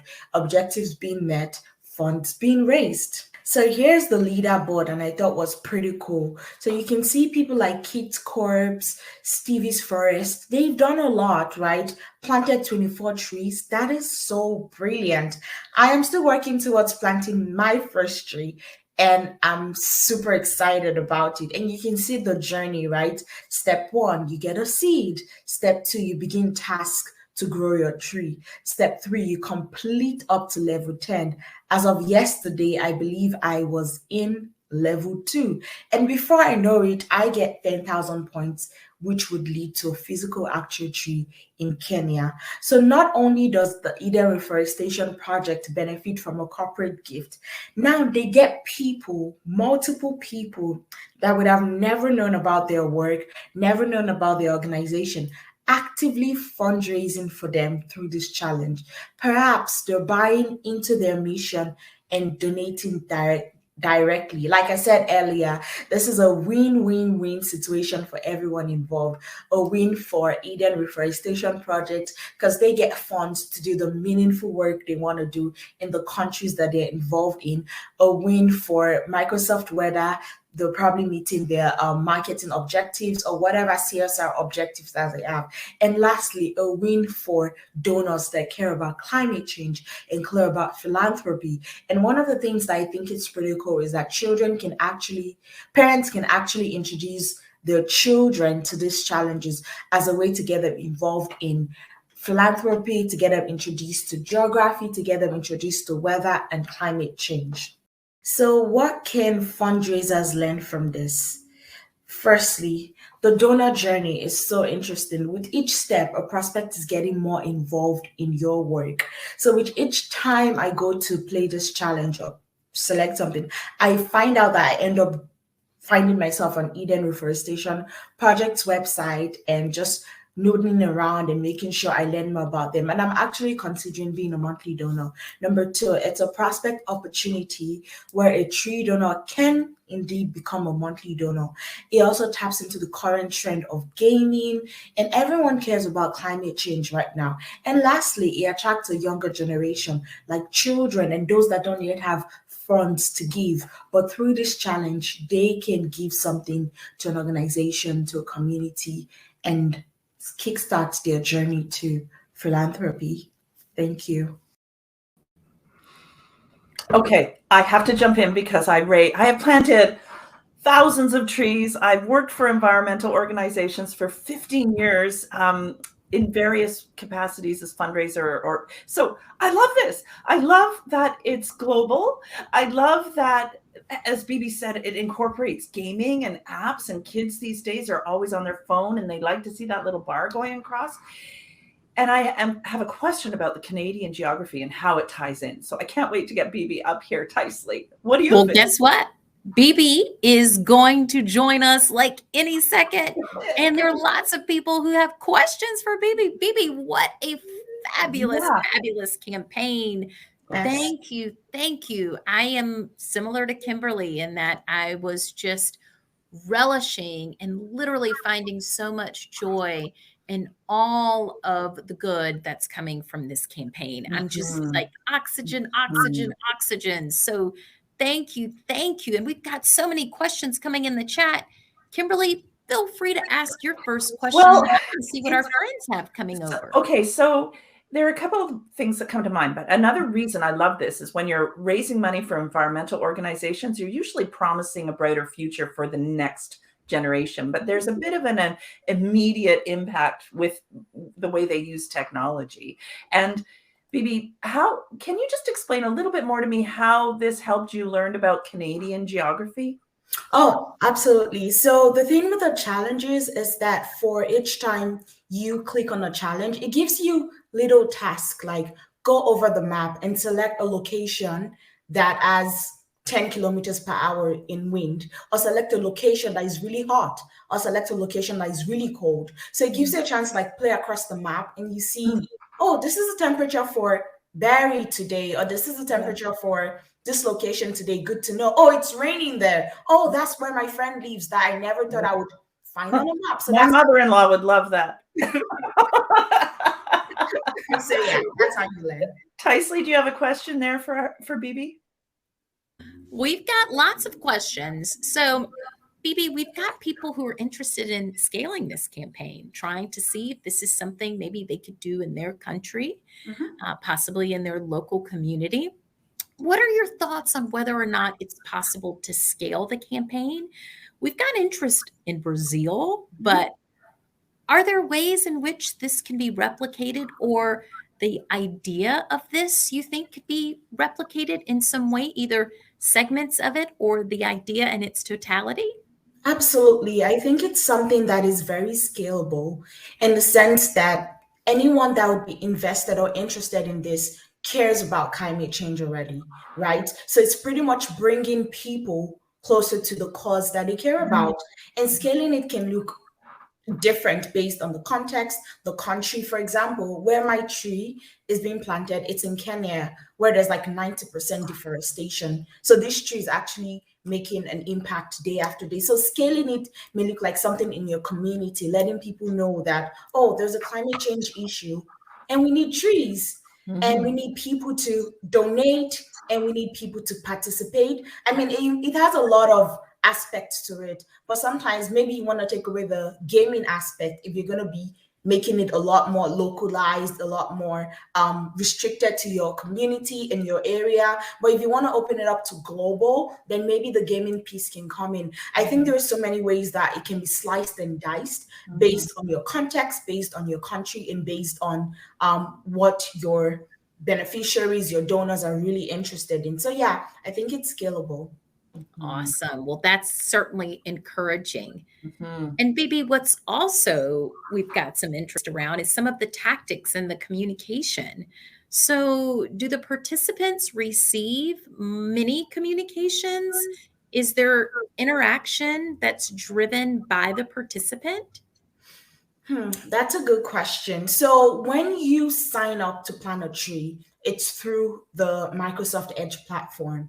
And you necessarily don't have to log in, but you can if you want to. So they give the option. I didn't log in, so I haven't received any emails or communication or anything along those lines, which is now a bright idea for me to log in and see if there's some kind of engagement, which I would think there would be. But there are two options. You either sign in to an account or not sign in. Since it's Microsoft Edge and you have a Microsoft account, you can always just log in and be right there. So I haven't tried that out. I will try that out and see how the engagement piece is going on that side of things. Excellent. Kimberly, I saw you leaning in there. I was just leaning in to thank Bibi so much for her work in being a presenter here and making this a priority in your, what I'm sure is a very busy day. And it's just so wonderful to meet you. And you're in Canada, so maybe we'll bump into each other in real life one day as well. Yes, absolutely. Thank you so much. Thank you. Thank you, Bibi. Well, Tysley. So yeah, I'm so excited about this next speaker. I'm just going to go ahead and introduce her, okay? I can't wait to hear. Who's up next? So we probably all know Suhaila Waheed from IWITOT last year. She was a very gracious, kind co-host, and she's also a fundraiser, a strategic thinker, founder, speaker, and winner of the 2020 National AFP Emerging Leader of Impact Award. She's also a digital fundraising consultant and an organizer based out of Austin, Texas, originally a cultural hotspot in the American South.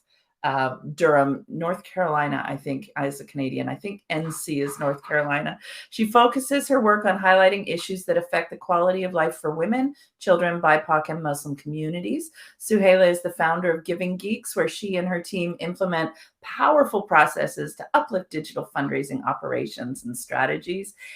And not only that, but she also serves as the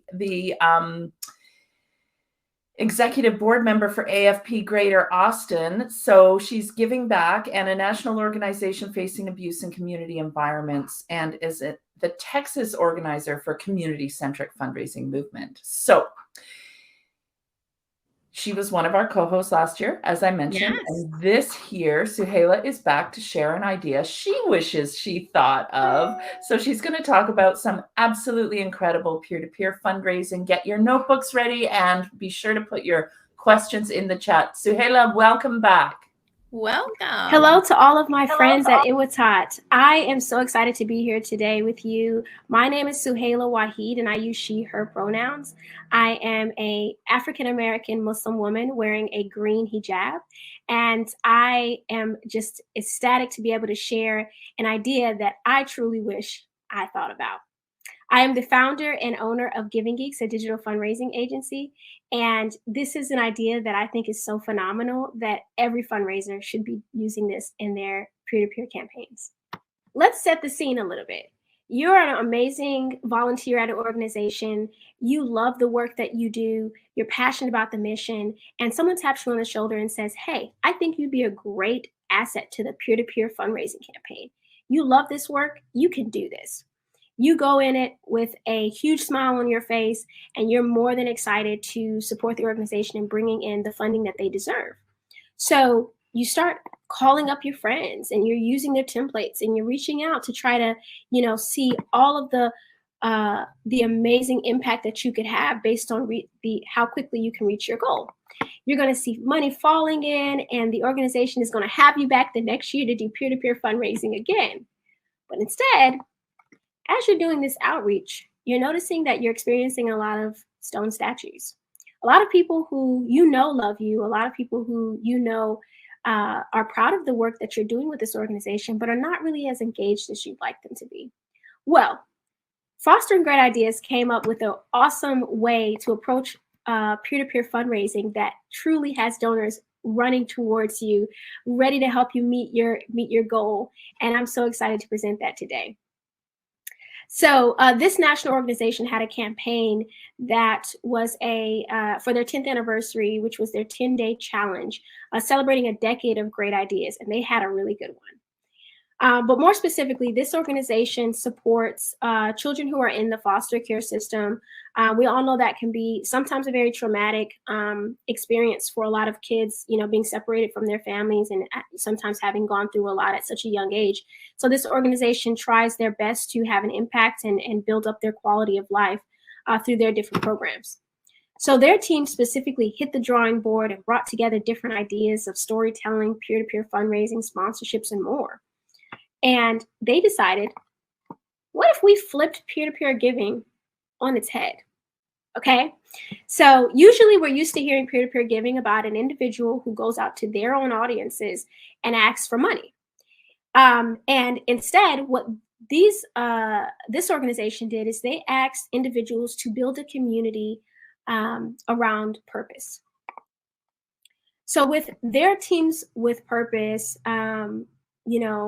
they decided that each of the teams could bring together their friends or, different individuals to support a specific program. Each of these programs are opportunities that, Fostering Great Ideas facilitates. And so they pushed forward programs like Sibling, which is an opportunity for siblings to get together on a monthly basis. They pushed forward their program, their Aspire program, which really supports, the emotional and academic needs of foster care children to help them succeed in college. And they left their pathways open so that anyone who did want to do individual fundraising on their own would still have the opportunity. And I mean, they had so many people on these teams and as peer fundraisers. Their stewardship must be phenomenal, to be honest. One of the things that we saw was that they had 469 donors support the campaign, 11 teams, and 64 fundraisers. That's a lot. And all of that came together to help them raise $166,538, which was phenomenal, okay, exceeding their goal. And more specifically, what I really enjoyed about this campaign and how they did what they did is that by focusing on the community, by focusing on the program, they were able to decenter individualism and then focus on the purpose of why they were there in the first place. We weren't just giving to one individual or another individual, but rather we were giving to a cause. We were giving to a program. We were giving to something that is actionable. And this in turn strengthens in our community and builds trust with each other. And I love that effort. They also just really focused on, decentering themselves in a lot of the storytelling.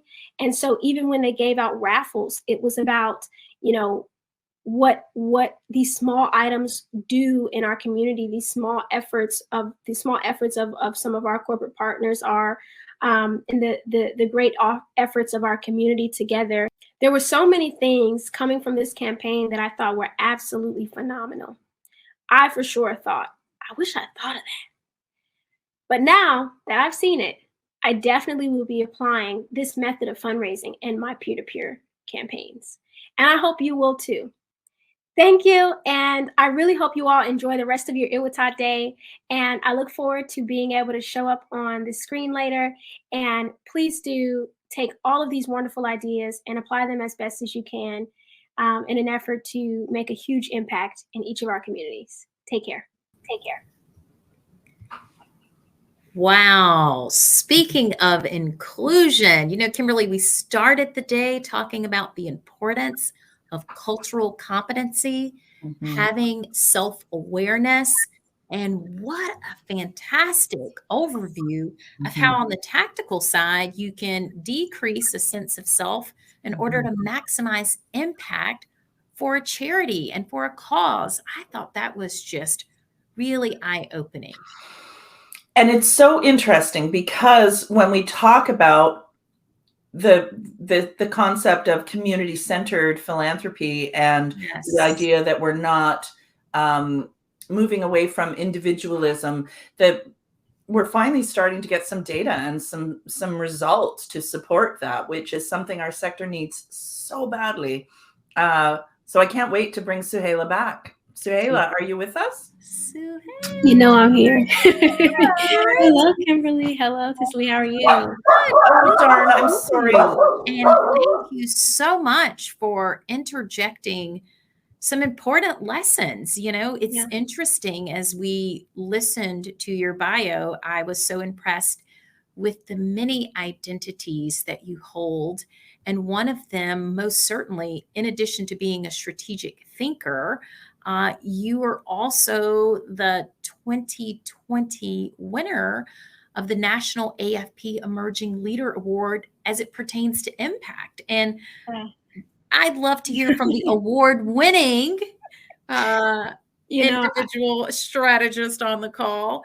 What about this? What about this campaign that led you to say, like, hey, this is how you get to impact? If we were to hone in on the one dimension that you really thought aligned and led to impact, what would you highlight for us?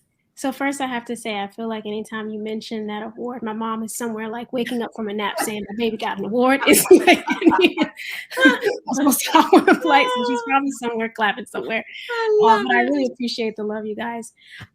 So honestly, it was just in the small detail, I think, that is so easily overlooked. Yes. Because we really get caught up in trying to create perfect campaigns where the donors see us, we see the donors, and we're hitting our goal, you know, with such a swiftness that sometimes we can easily forget about the purpose, right? And it's hard to, sometimes that it's a little bit hard to swallow because you think, well, overall, we're all fundraising towards the same thing. But actually what happens unintentionally is that, you know, when we go to our donors and ask them to support us, they're actually supporting us based on our relationship, not just based on the impact that they want to have sometimes within their community. And so when we give them that opportunity up front, I feel like it really invigorates our donors to remember that there's a reason that we reached out to them. You know, there's a reason that we believe that they should be a part of this movement and a part of this work. And we're centering the fact that the funding is not going to an individual, you know, the funding is not going to your friend, the fundraiser. It's going to a really powerful cause, such as, you know, fostering great ideas. And, you know, I don't personally know the organization, but when I saw, you know, a feature on their peer-to-peer campaign, I was really blown back at how simple of an idea this was, and how we should continuously be putting this in all of our peer-to-peer fundraising efforts. Yeah, it really does move it beyond transactional to high impact and connecting. It's almost like the organization has called on humility to just get out of the way. Just get out of the way. Just get out of the way. Yeah. Yes. And it's so interesting. I entered the field, I'm sure, like many individuals who are listening, and the best practice was really to center the donor, to really hone in on the hero and the shero. And I think just by reimagining and also recognizing that cultural norms may also lead to different types of strategies and different types of positionings. So I would love to just hear your thoughts, and I want to encourage our friends. We've got folks listening, and they've got some really positive things that are coming in through the chat around how exciting and incredible your campaign was. But I would love to hear your thoughts on what's the one piece of the campaign that you think is going to be applicable for any and all, no matter what our charity is? What's the big takeaway for us? Yeah, I think the biggest takeaway, in my opinion, is and why, in selecting an organization, there are so many other organizations that I work with that I thought like, oh, these are all wonderful ideas, but something that came from fostering great ideas that I had to really remember and I did just put a sticky note like at the top of my week when I go into fundraising, is that the funding is not about you.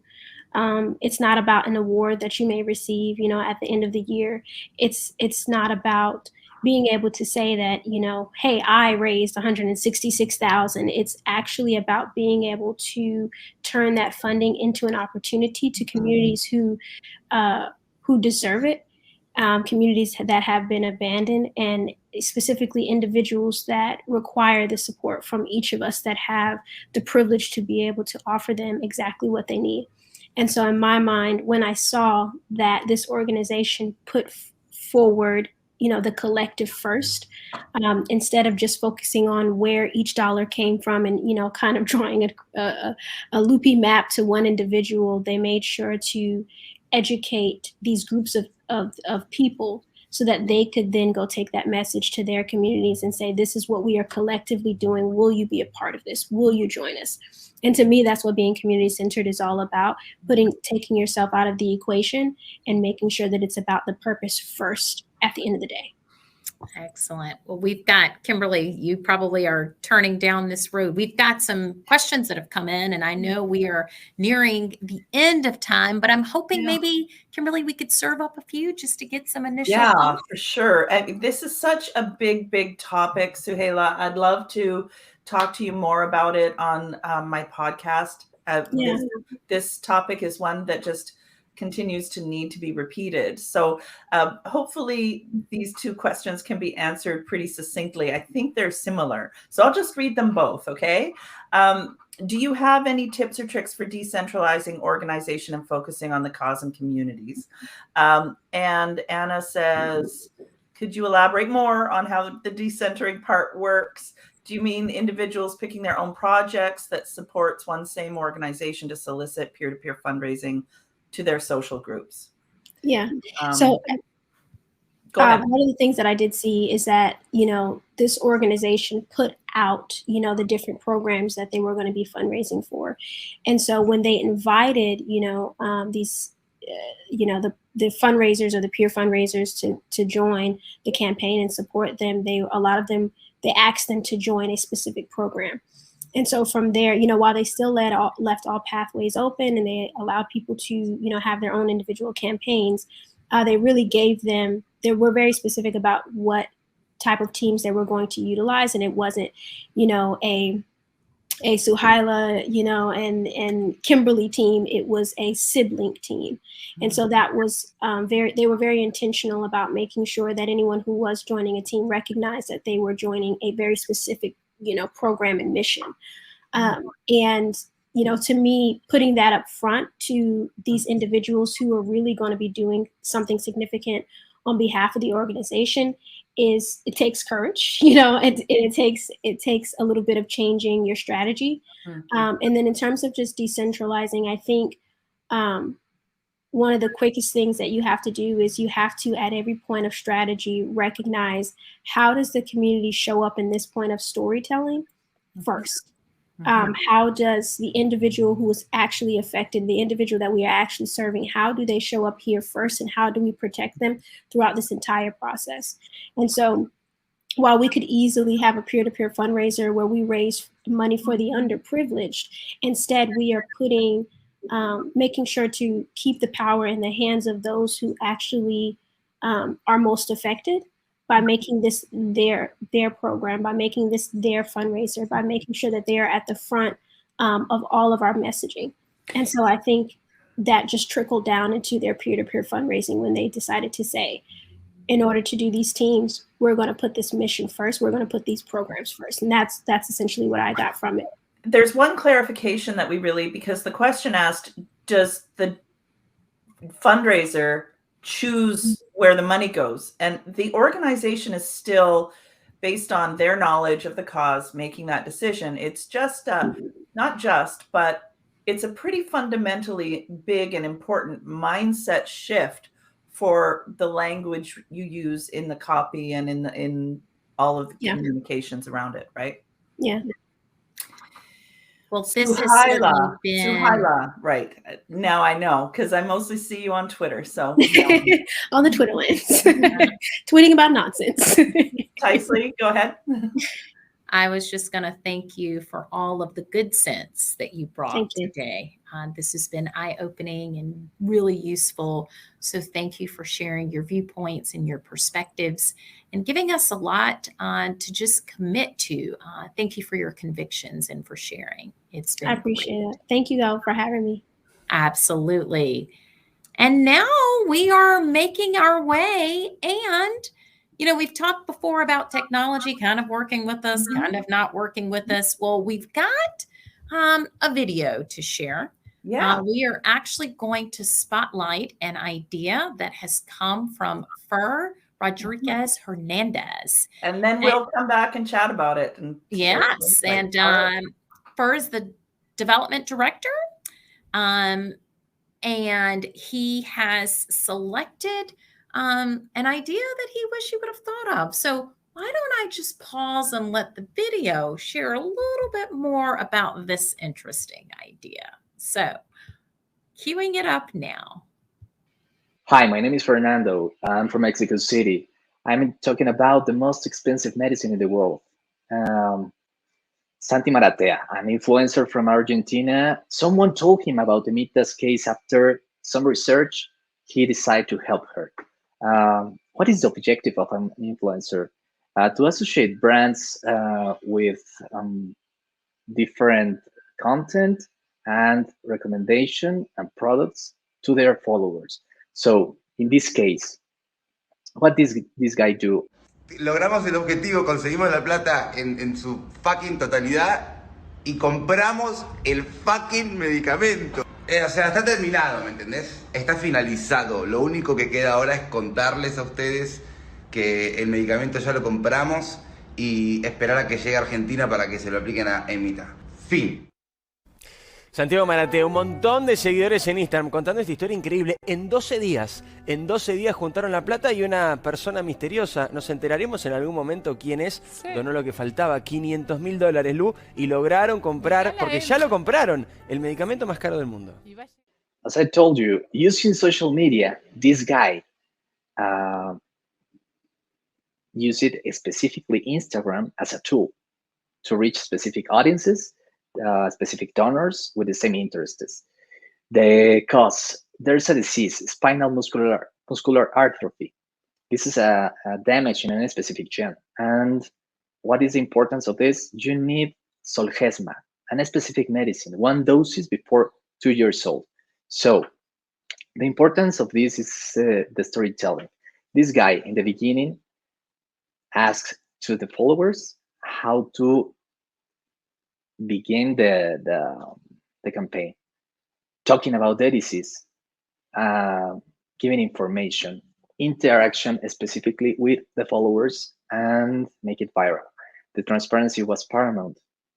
And in some point, explaining how and how much money they need per person and the equivalence between dollars and Argentinian pesos. So this is an example of how the importance of the storytelling and the opportunity to implement the story doing is not only to make a donation, and that's very important because it's an opportunity to be part of a cause, of the solution and the impact of it. This is an example also too of the donor retention. As you can see at the beginning, this guy got a lot of followers, but this kind of campaigns helping with other things increase the result because of the transparency, because of the stories, and he's using all the time the stories, not only the photographs on Instagram, to talk about the causes, talk about specifically in this case of EMITA. How they do this, in which platforms? He used at the beginning PayPal and Mercado Pago Social, okay? You can see the advancement, and also he's reporting, or he was reporting all the time about this. Important, the donor acknowledgement. Say thanks, saying thank you, and also it was a paramount for the campaign, the transparency. That's the way he retained a lot of the followers, and in some point change it to a donor. There is no trick. The constant tracking from the beginning to the end of the campaign was paramount for the success of the donor retention. As I told you, it's for Santi Maratea, it was very important to create a bond with his followers and turn them into donors. He always gave different options, and options not only to increase interaction, options on the amounts of the donations. Why this is important? Because in some point there is people that only have, I don't know, $1, $5, but they need that dollar. So making this viral in the Instagram, and that's the power of the social media, he was able to increase the followers, increase the donors, and saying like this, the way that he can interact with others.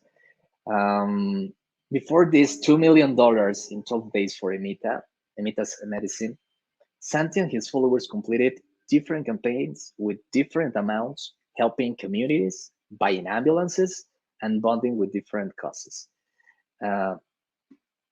How you can encourage the donors, not only with a specific call to actions, that's very important, but also with different dynamics. In this case, he also got a jersey from a football club in Argentina, the River Plate.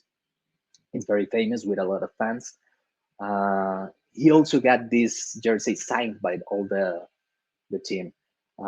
He used also mentions on traditional TV programs on his own interviews as an influencer.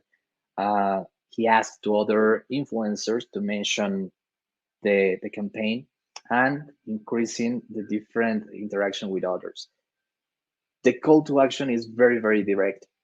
Today, you have to put some money on it, like this. And also, and this is very important, it's not just a campaign. It is the rise of a movement, and that's the way you can change all the interactions around any other campaign. So in some point, spreading good news is important, and that's how you can change all the interaction with the people. As you can see here, 1 million people looking at different stories in the Instagram of Santis and checking all the progress. That's the way you can track not only the advance of the campaign, you can also check another things. Tips.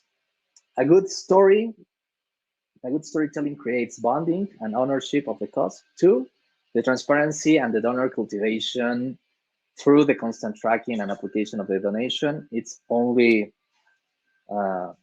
it's the only way to increase your donor retention, and be very specific with the influencer about your cause, your organization, your campaign, and the limits that you want to cross in this communication. So it's very important to create these messages and actions in this campaign. And that's we're using all the resources of social media, the new trends, and the digital marketing to increase audiences with focalized messages and campaigns. Invite to be part of the cause, not just to donate. That's the 5 tips I can give you. And I hope this can change you all the way around in how you can make different campaigns and implement new ideas. Thank you. Okay, so much to say about that. Yes. How's your Instagram game, Tysley? Because mine's not very good.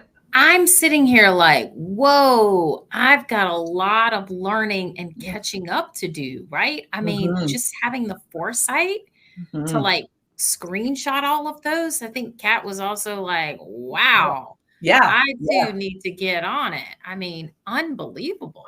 Yeah, that's Giving Tuesday, Kat. For those of you who don't know, hey, Kat, nice that you're here.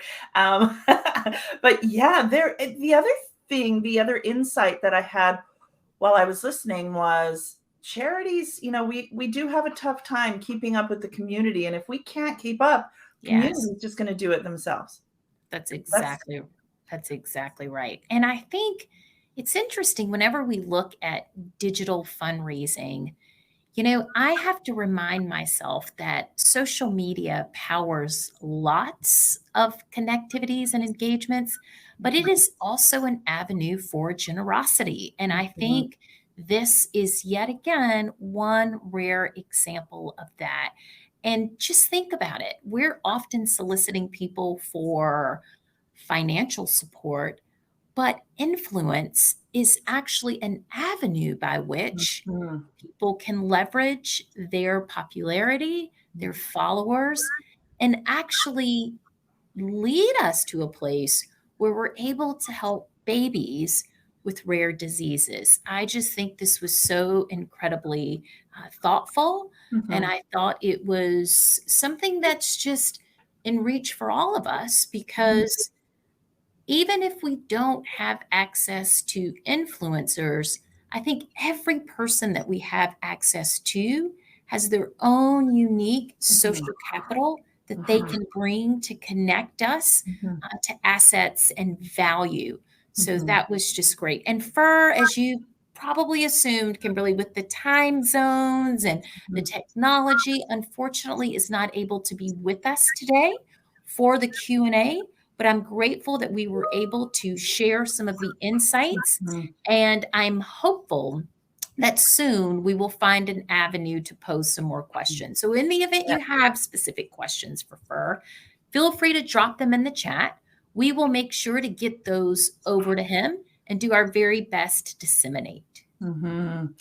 Yeah. And one other comment about this campaign, which struck me, was the authenticity of it. And he mentions that, you know, sometimes folks in the charitable sector need to polish things up. He was just real, and it captured hearts and minds. So. Yes, it absolutely did. And we're not done capturing the hearts and minds of our viewers. While we're nearing the end, we've got 2 more fantastic insights to share. I am pleased to welcome Liz Atfield. Liz is actually the Vice President of Fundraising Strategy at Stephen Thomas. She's a member of the leadership team and also a longtime fundraiser with over 20 years of experience in key areas such as strategic planning, database analytics, integrated account management, and mid-level and legacy marketing. As the leader of her firm's strategic team, she provides clients with strategic insight that will engage donors, connect them to a cause, and drive revenue. Prior to joining the firm, Liz spent 3 years in London working alongside some of the UK's top fundraisers and charity brands. So, without further ado, we're going to warmly welcome Liz. Hey, Liz. I'm Liz Atfield, Vice President of Fundraising Strategy at Stephen Thomas, and I'm thrilled to be here today. I've been lucky enough to attend IWITOT events, both here in Toronto and at IFC in Holland. So much thanks goes to the great team at Sophie.org for hosting. Enough about me, now let's get to it. It's December. Imagine you're in Utah shopping at the City Creek Center. As you wander through the shops, you come across a crowd gathered around what appears to be a vending machine. What is this, you ask yourself? Well, you've hit upon the light of life-giving machines. It is a vending machine, but this vending machine is special. Instead of buying some candy or pop, you insert your credit card to the giving machine to make a donation and buy a gift for someone in need. Wow, I wish I'd thought of that. These red giving machines are part of an annual holiday initiative that is sponsored by the Church of Jesus Christ of Latter-day Saints in the US. The spot they did to launch this campaign is so emotive and really shows the impact a simple purchase from a giving machine can make. And it shows the real life difference a donor can make in the lives of people in need around the world. I'll let you watch the video yourself.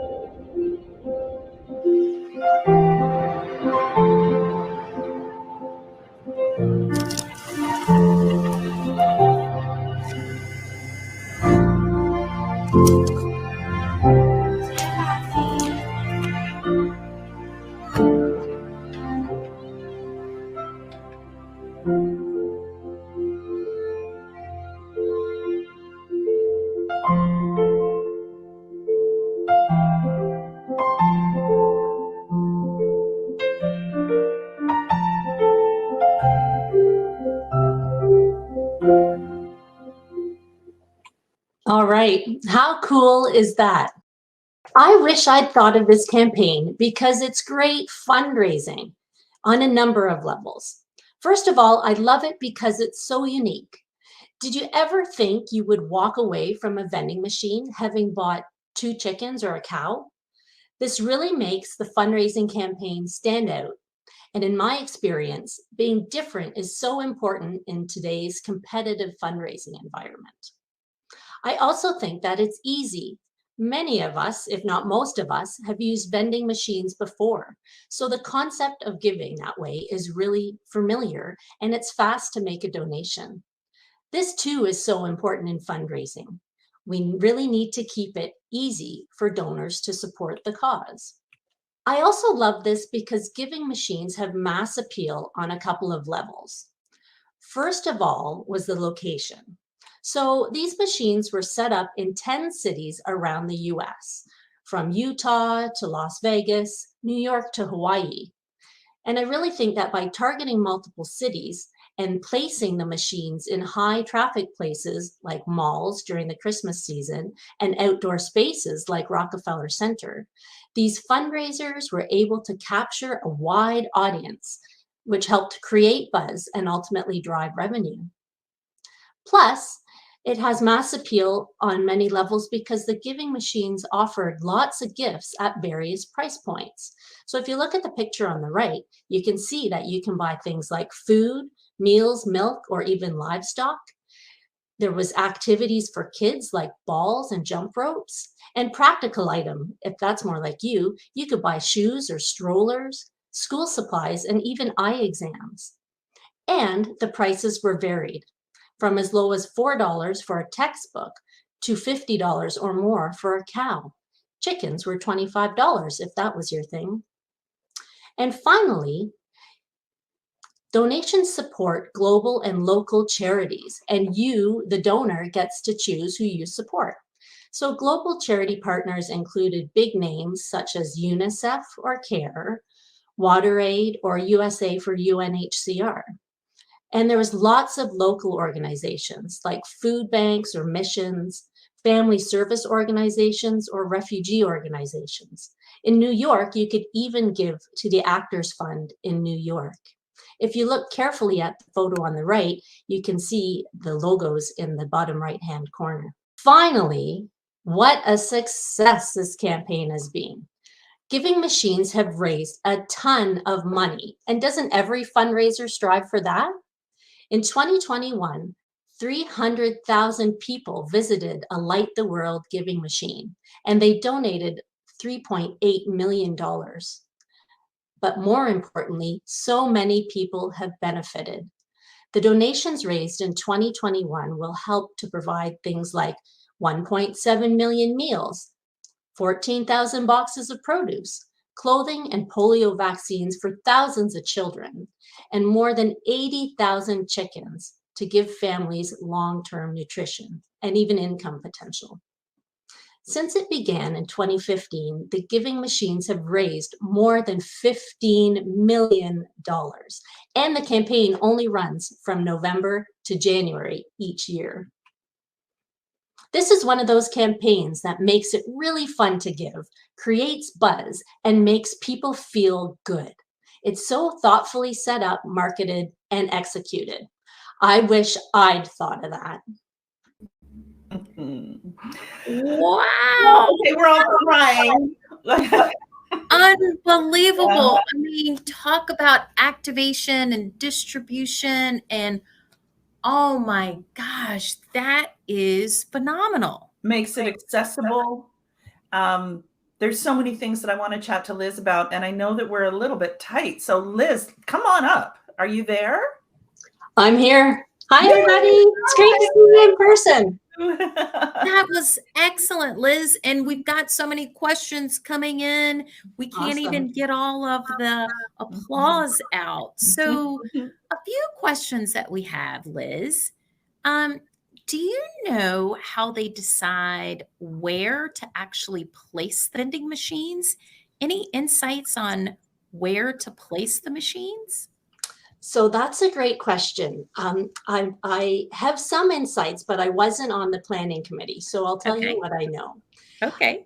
The campaign's been running for a number of years, since about 2015. And I get the feeling in the readings that I've done that it started off generally always in high traffic areas to really help create the buzz. Probably indoors. Lots of North America, lots of the US is pretty cold between November and January. So I think shopping malls, that kind of thing, were probably more popular in the campaign's early days.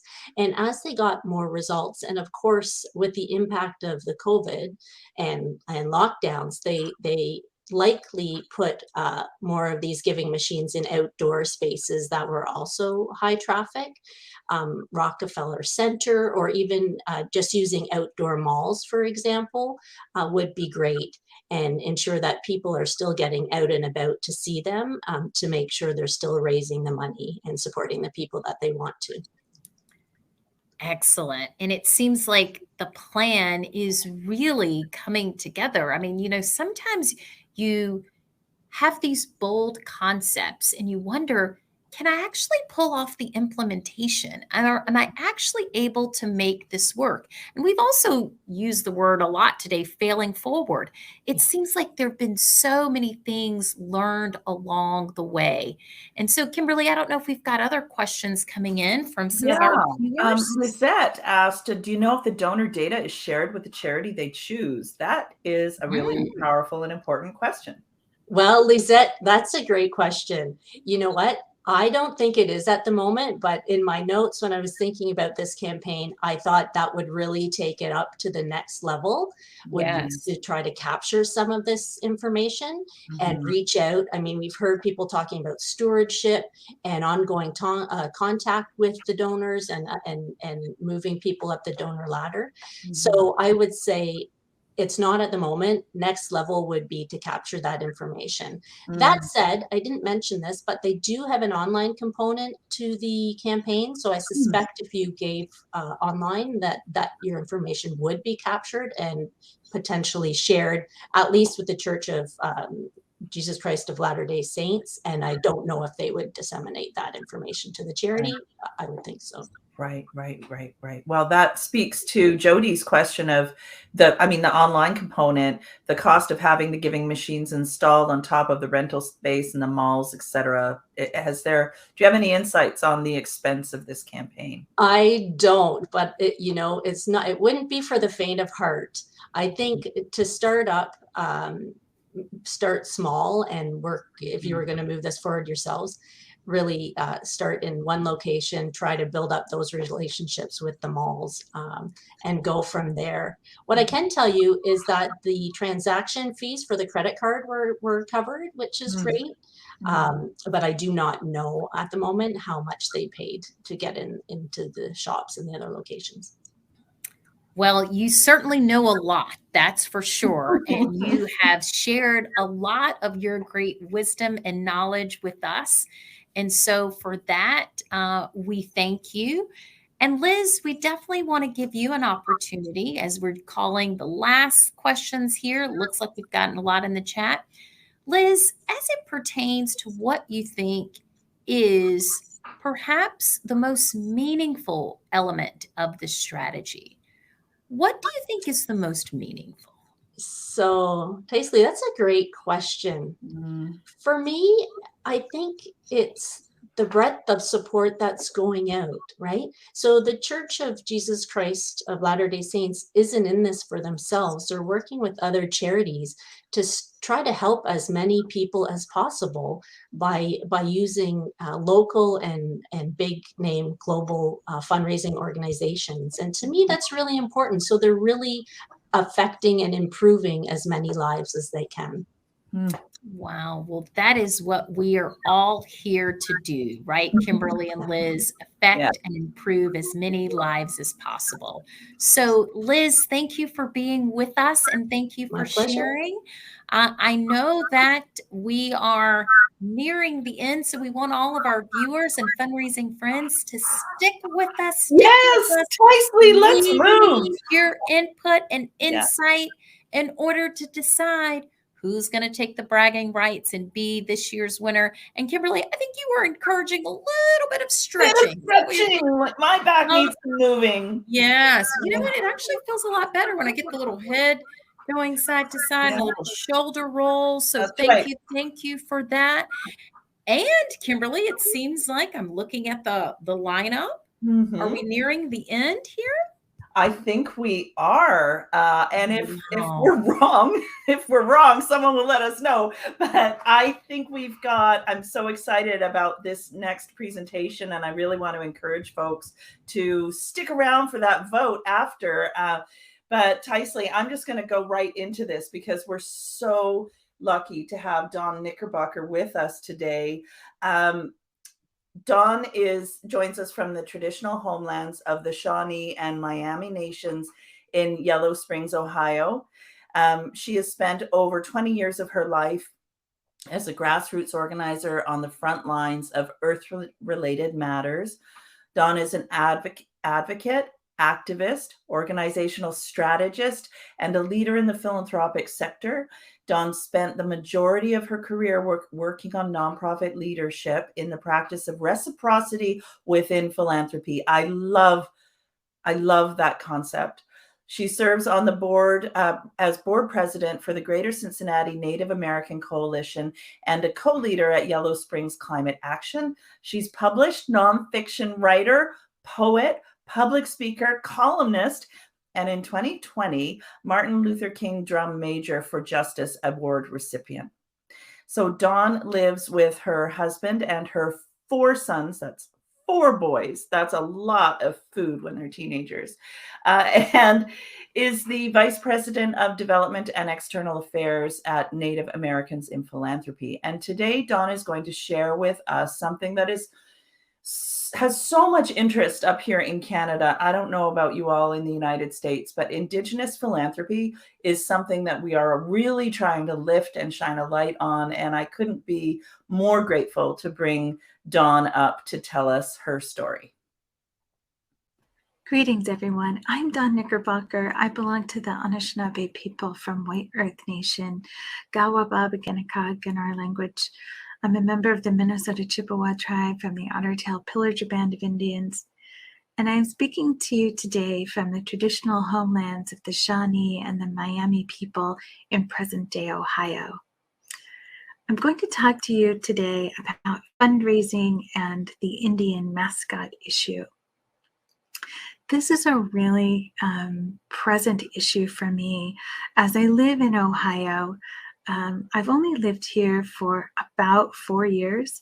And when I first arrived in Ohio 4 years ago with my 4 sons and my husband, I was really surprised to see how many people here in the state of Ohio supported these stereotypical Indian mascots. Of course, major sports have been using these stereotypical and racist images for a very long time, but also here in Ohio, public schools are using these same racist images. They're on products, they're on sports teams, they're absolutely everywhere. The issue here in Ohio is particularly pervasive because we have sports teams like the Chief Wahoo and the Cleveland Indians who've been really outspoken about how these images, quote, honor Native people, when Native people have been speaking up against these issues since they began. Here in Ohio, where my children go to school, the Ohio School Athletic Association recently showed that there are 79 schools within 100 miles of where I live and where I raise my children that had these racist Indian nicknames and mascots. This includes names like our Skins and Red Man, Patchies and Braves. I won't even say the word our Skins. It's that offensive to me and my family. I'm not alone. And, in this understanding of how this long-standing national debate over the use of these nicknames and mascots has been such a dishonoring issue for our people. And there's some things have changed. In 2020, when millions of people were protesting and supporting the Black Lives Matter movement, it really forced society, public officials, and private entities to examine these symbols of racism and prejudice. It intensified in 2021 when the NFL team scrapped the Our Skins nickname, and the Major League Baseball team, the Cleveland Indians from Ohio, where I live, they announced too that they were considering a name change. So this was major progress from what I've seen, but we still have a very long way to go. We know that these mascot issues are still around in public schools all over the United States. The U.S. Department of Education and the Office for Civil Rights should use its full authority to enforce civil rights protections for Indigenous, Native American, American Indian students to promote safe and welcoming learning environments. We know from research that it doesn't just impact Native American students, but all students are impacted negatively with the use of these racist stereotypical images. There have been a number of really important movements And where does funding come from to stop these images? It comes from Native people ourselves. Taking a step back and learning from Native people, I think is important. This is what you should think of. This is something you should learn from us. Long before European colonization, Native people had the traditions of giving rooted in our cultural beliefs, in our responsibility and the importance of maintaining a peaceful balance and spiritual interconnectedness in all things. You can see here, these are a number of different organizations who have been responsible for helping change those names. And they're still working today. For example, the Native American Heritage Fund recently gave over $300,000 in grants to even one school district to help them remove their R skin imagery. We have a lot of work ahead of us.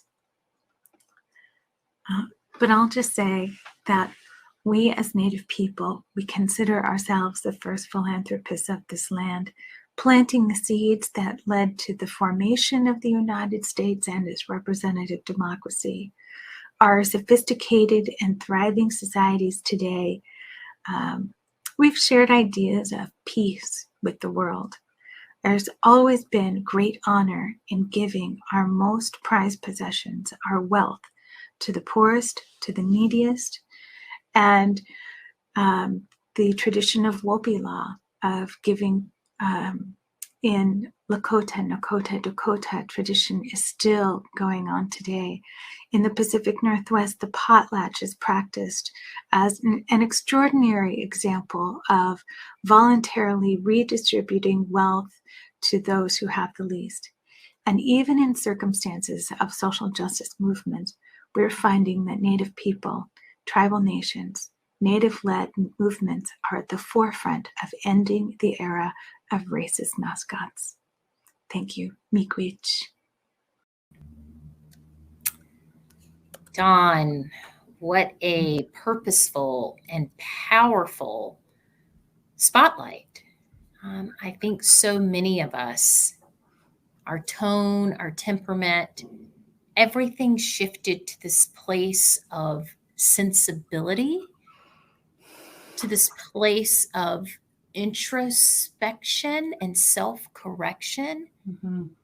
And this is such an exceptional example. We've been talking a lot about the need to be diverse, inclusive, accessible, to ensure that we are making our missions not just something that can be read or spoken, but something that can be seen, sensed, and felt. And Dawn, you've done an exceptional job centering for us the importance of nomenclature and the importance of ensuring that we adopt names, mascots, imagery that is not offensive, that does not demoralize or dehumanize other human beings. And so, Dawn, just for centering that humanity, we thank you.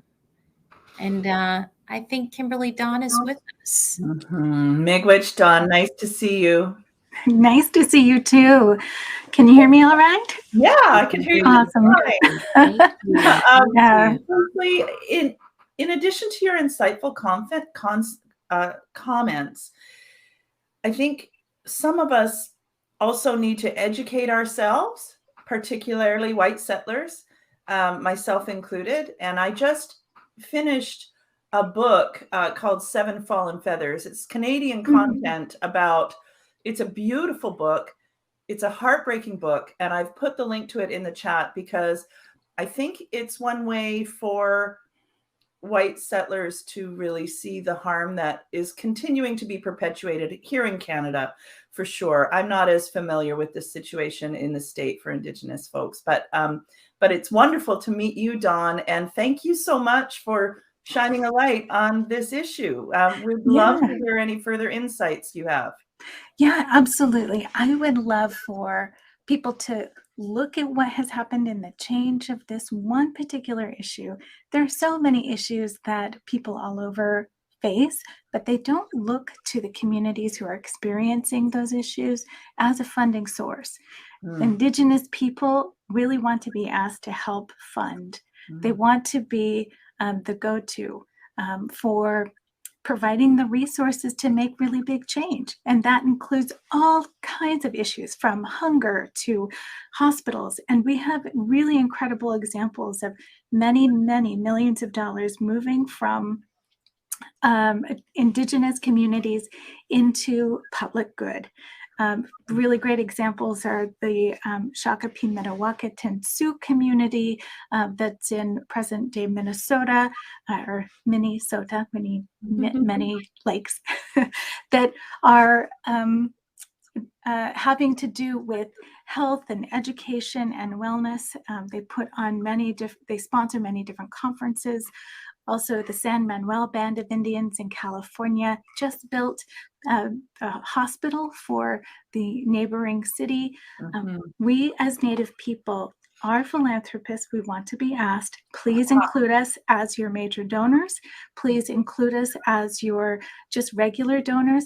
Even and also don't look at us as somebody you have to save. Yes, that's the mindset. I was taught that. I was taught that's how I grew up. That's the framing that I had. And so it's just wonderful to hear you advancing the message that Indigenous communities, First Nations peoples want to give. And probably a lot of us are not asking, or please we're not ask asking us in the right way. Because look at the change we can make. And not only do we make these changes for our own communities, but the reason why that big movement happened is because we were in solidarity.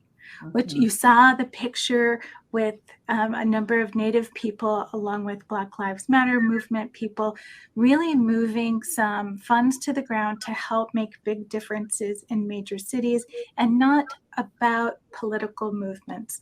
Many different movements across the country with Native Americans in the leadership position. We don't really consider ourselves activists or kind of in that framework, but instead these are spiritual movements, because it is the spiritual, cultural relevancy that makes it so powerful. Yes. Go ahead, Tysley. No, go ahead, Kimberly. I was just going to it's just going to affirm. I'm leaving space for you now, and now we've got this awkward thing going on. I was just affirming Dawn's points here. And Dawn, what I really appreciated about your presentation was the way in which you centered a better and brighter future. I think it's easy to see how, with some intentionality being given to possibly brands and possible teams that we hold in high esteem, that we also give thought to how do we reshape and reposition tradition to be more inclusive and to mitigate against a lot of the false teachings, a lot of the bias, as Kimberly referenced, that we've inherited. We've stepped into a world, into systems that have created this in-group versus out-group. And I really, really appreciate you centering the importance of making sure that when we solicit, we're extending the invitation to everyone. So Dawn, thank you for that. That it was so incredibly helpful and powerful. And I'm going to just, Kimberly, while you're sharing your thought, I'm going to check into the chat. I know that you have a lot of strings pulling you today, Dawn, because it is also National Day of Awareness for Missing and Murdered Indigenous Women, Girls, and Two-Spirit People. And so we just so appreciate that you made time to share this message with us. And Tysley, what do you see in the chat? What's going on over there? Well, we've got a lot of gratitude. Paula wants to thank Don for just shining a light on this. In Canada, there's a major university that changed their name last week. Yeah. So kudos that the advocacy is moving forth tangible action. And because they were named after one of the architects of Canada's residential school system. So there's still much needed change to be done. So thank you, Paula, for sharing that. And Don, I have one question for those of us who are fans or for those of us who are followers of some of these teams and institutions that may not be where they need to be. How can we use our voice to bring about change? No, that's such a really important question. It's really about relationships. We always go back to relationships. And what you would do in a personal relationship with a friend is the same way that you should be in relationship with Indigenous communities. We don't go up to a new person that we want to be friends with and say, tell me your deepest, darkest pains, your traumas. Instead, we look at them with generosity. We see them as being complex human beings. We don't categorize them. We don't stereotype them. We don't use, images that represent them and everybody else who may look like them. So recognizing that there is many intersections within every Indigenous person that you meet, you allow people to be uniquely them. And those images, they don't provide that. Continue to enjoy the community within the sports world. Like, nobody wants us to remove the sports. As a matter of fact, so many in sports have roots in Indigenous culture, like lacrosse and just many, many others, hockey, just to name a few. But thinking about how, as Native Americans or Indigenous people of this land, are kind of categorized as a race or an ethnicity, but that's not true. We're also a really unique political class. We have our own ideas of belonging and kinship and models that should be considered by people. You'll never see a Native American person going door to door or on a mission, asking you to join their religious or spiritual practice. But we are inherently spiritual people who have a deep relationship with Mother Earth, in relational solidarity with the plants and the animals, and we're the caretakers of this land. And there's so much to be learned from this perspective, to become Indigenous yourself to this land, to be responsible not only for the choices you're making today, but for future generations. That everything happens as it should. As it should. And Don, you were a wonderful end to a very inspiring, informal, and insightful. I wish I thought of that. So Don, thank you. And we now look forward to shifting to the area or to the time on our agenda where we solicit feedback, right? Which Kimberly, is good.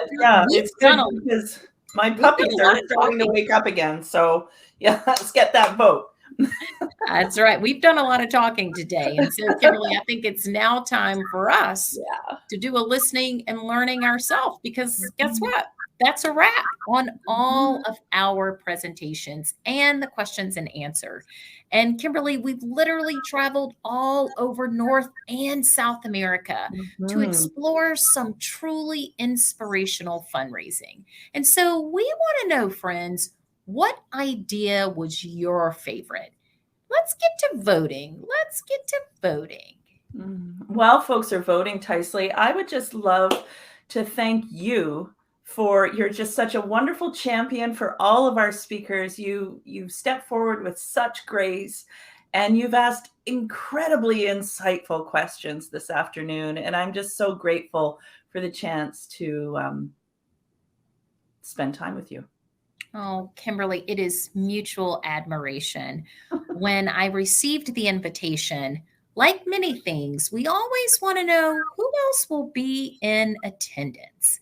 And I must say that when I saw Kimberly McKenzie, I said, hey, this is a commitment that I want to make. And it's also been made even more special as a result of our exceptional presenters. And we got to give it up for our viewers. I mean, they really helped to add excitement and, for me, challenge my viewpoints on some things. And so I really appreciated their engagement in the chat.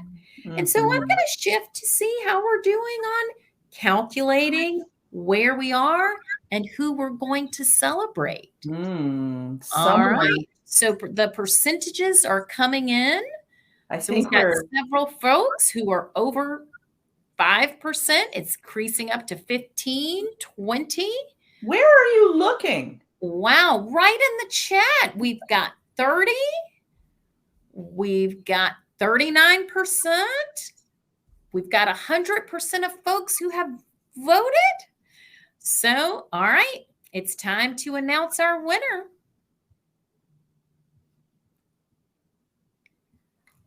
I think my feed is a little bit behind you, so I'm going to lean on you to bring us forward, okay? So we're excited to announce that the 2022 I Wish I Thought of That Americas goes to Liz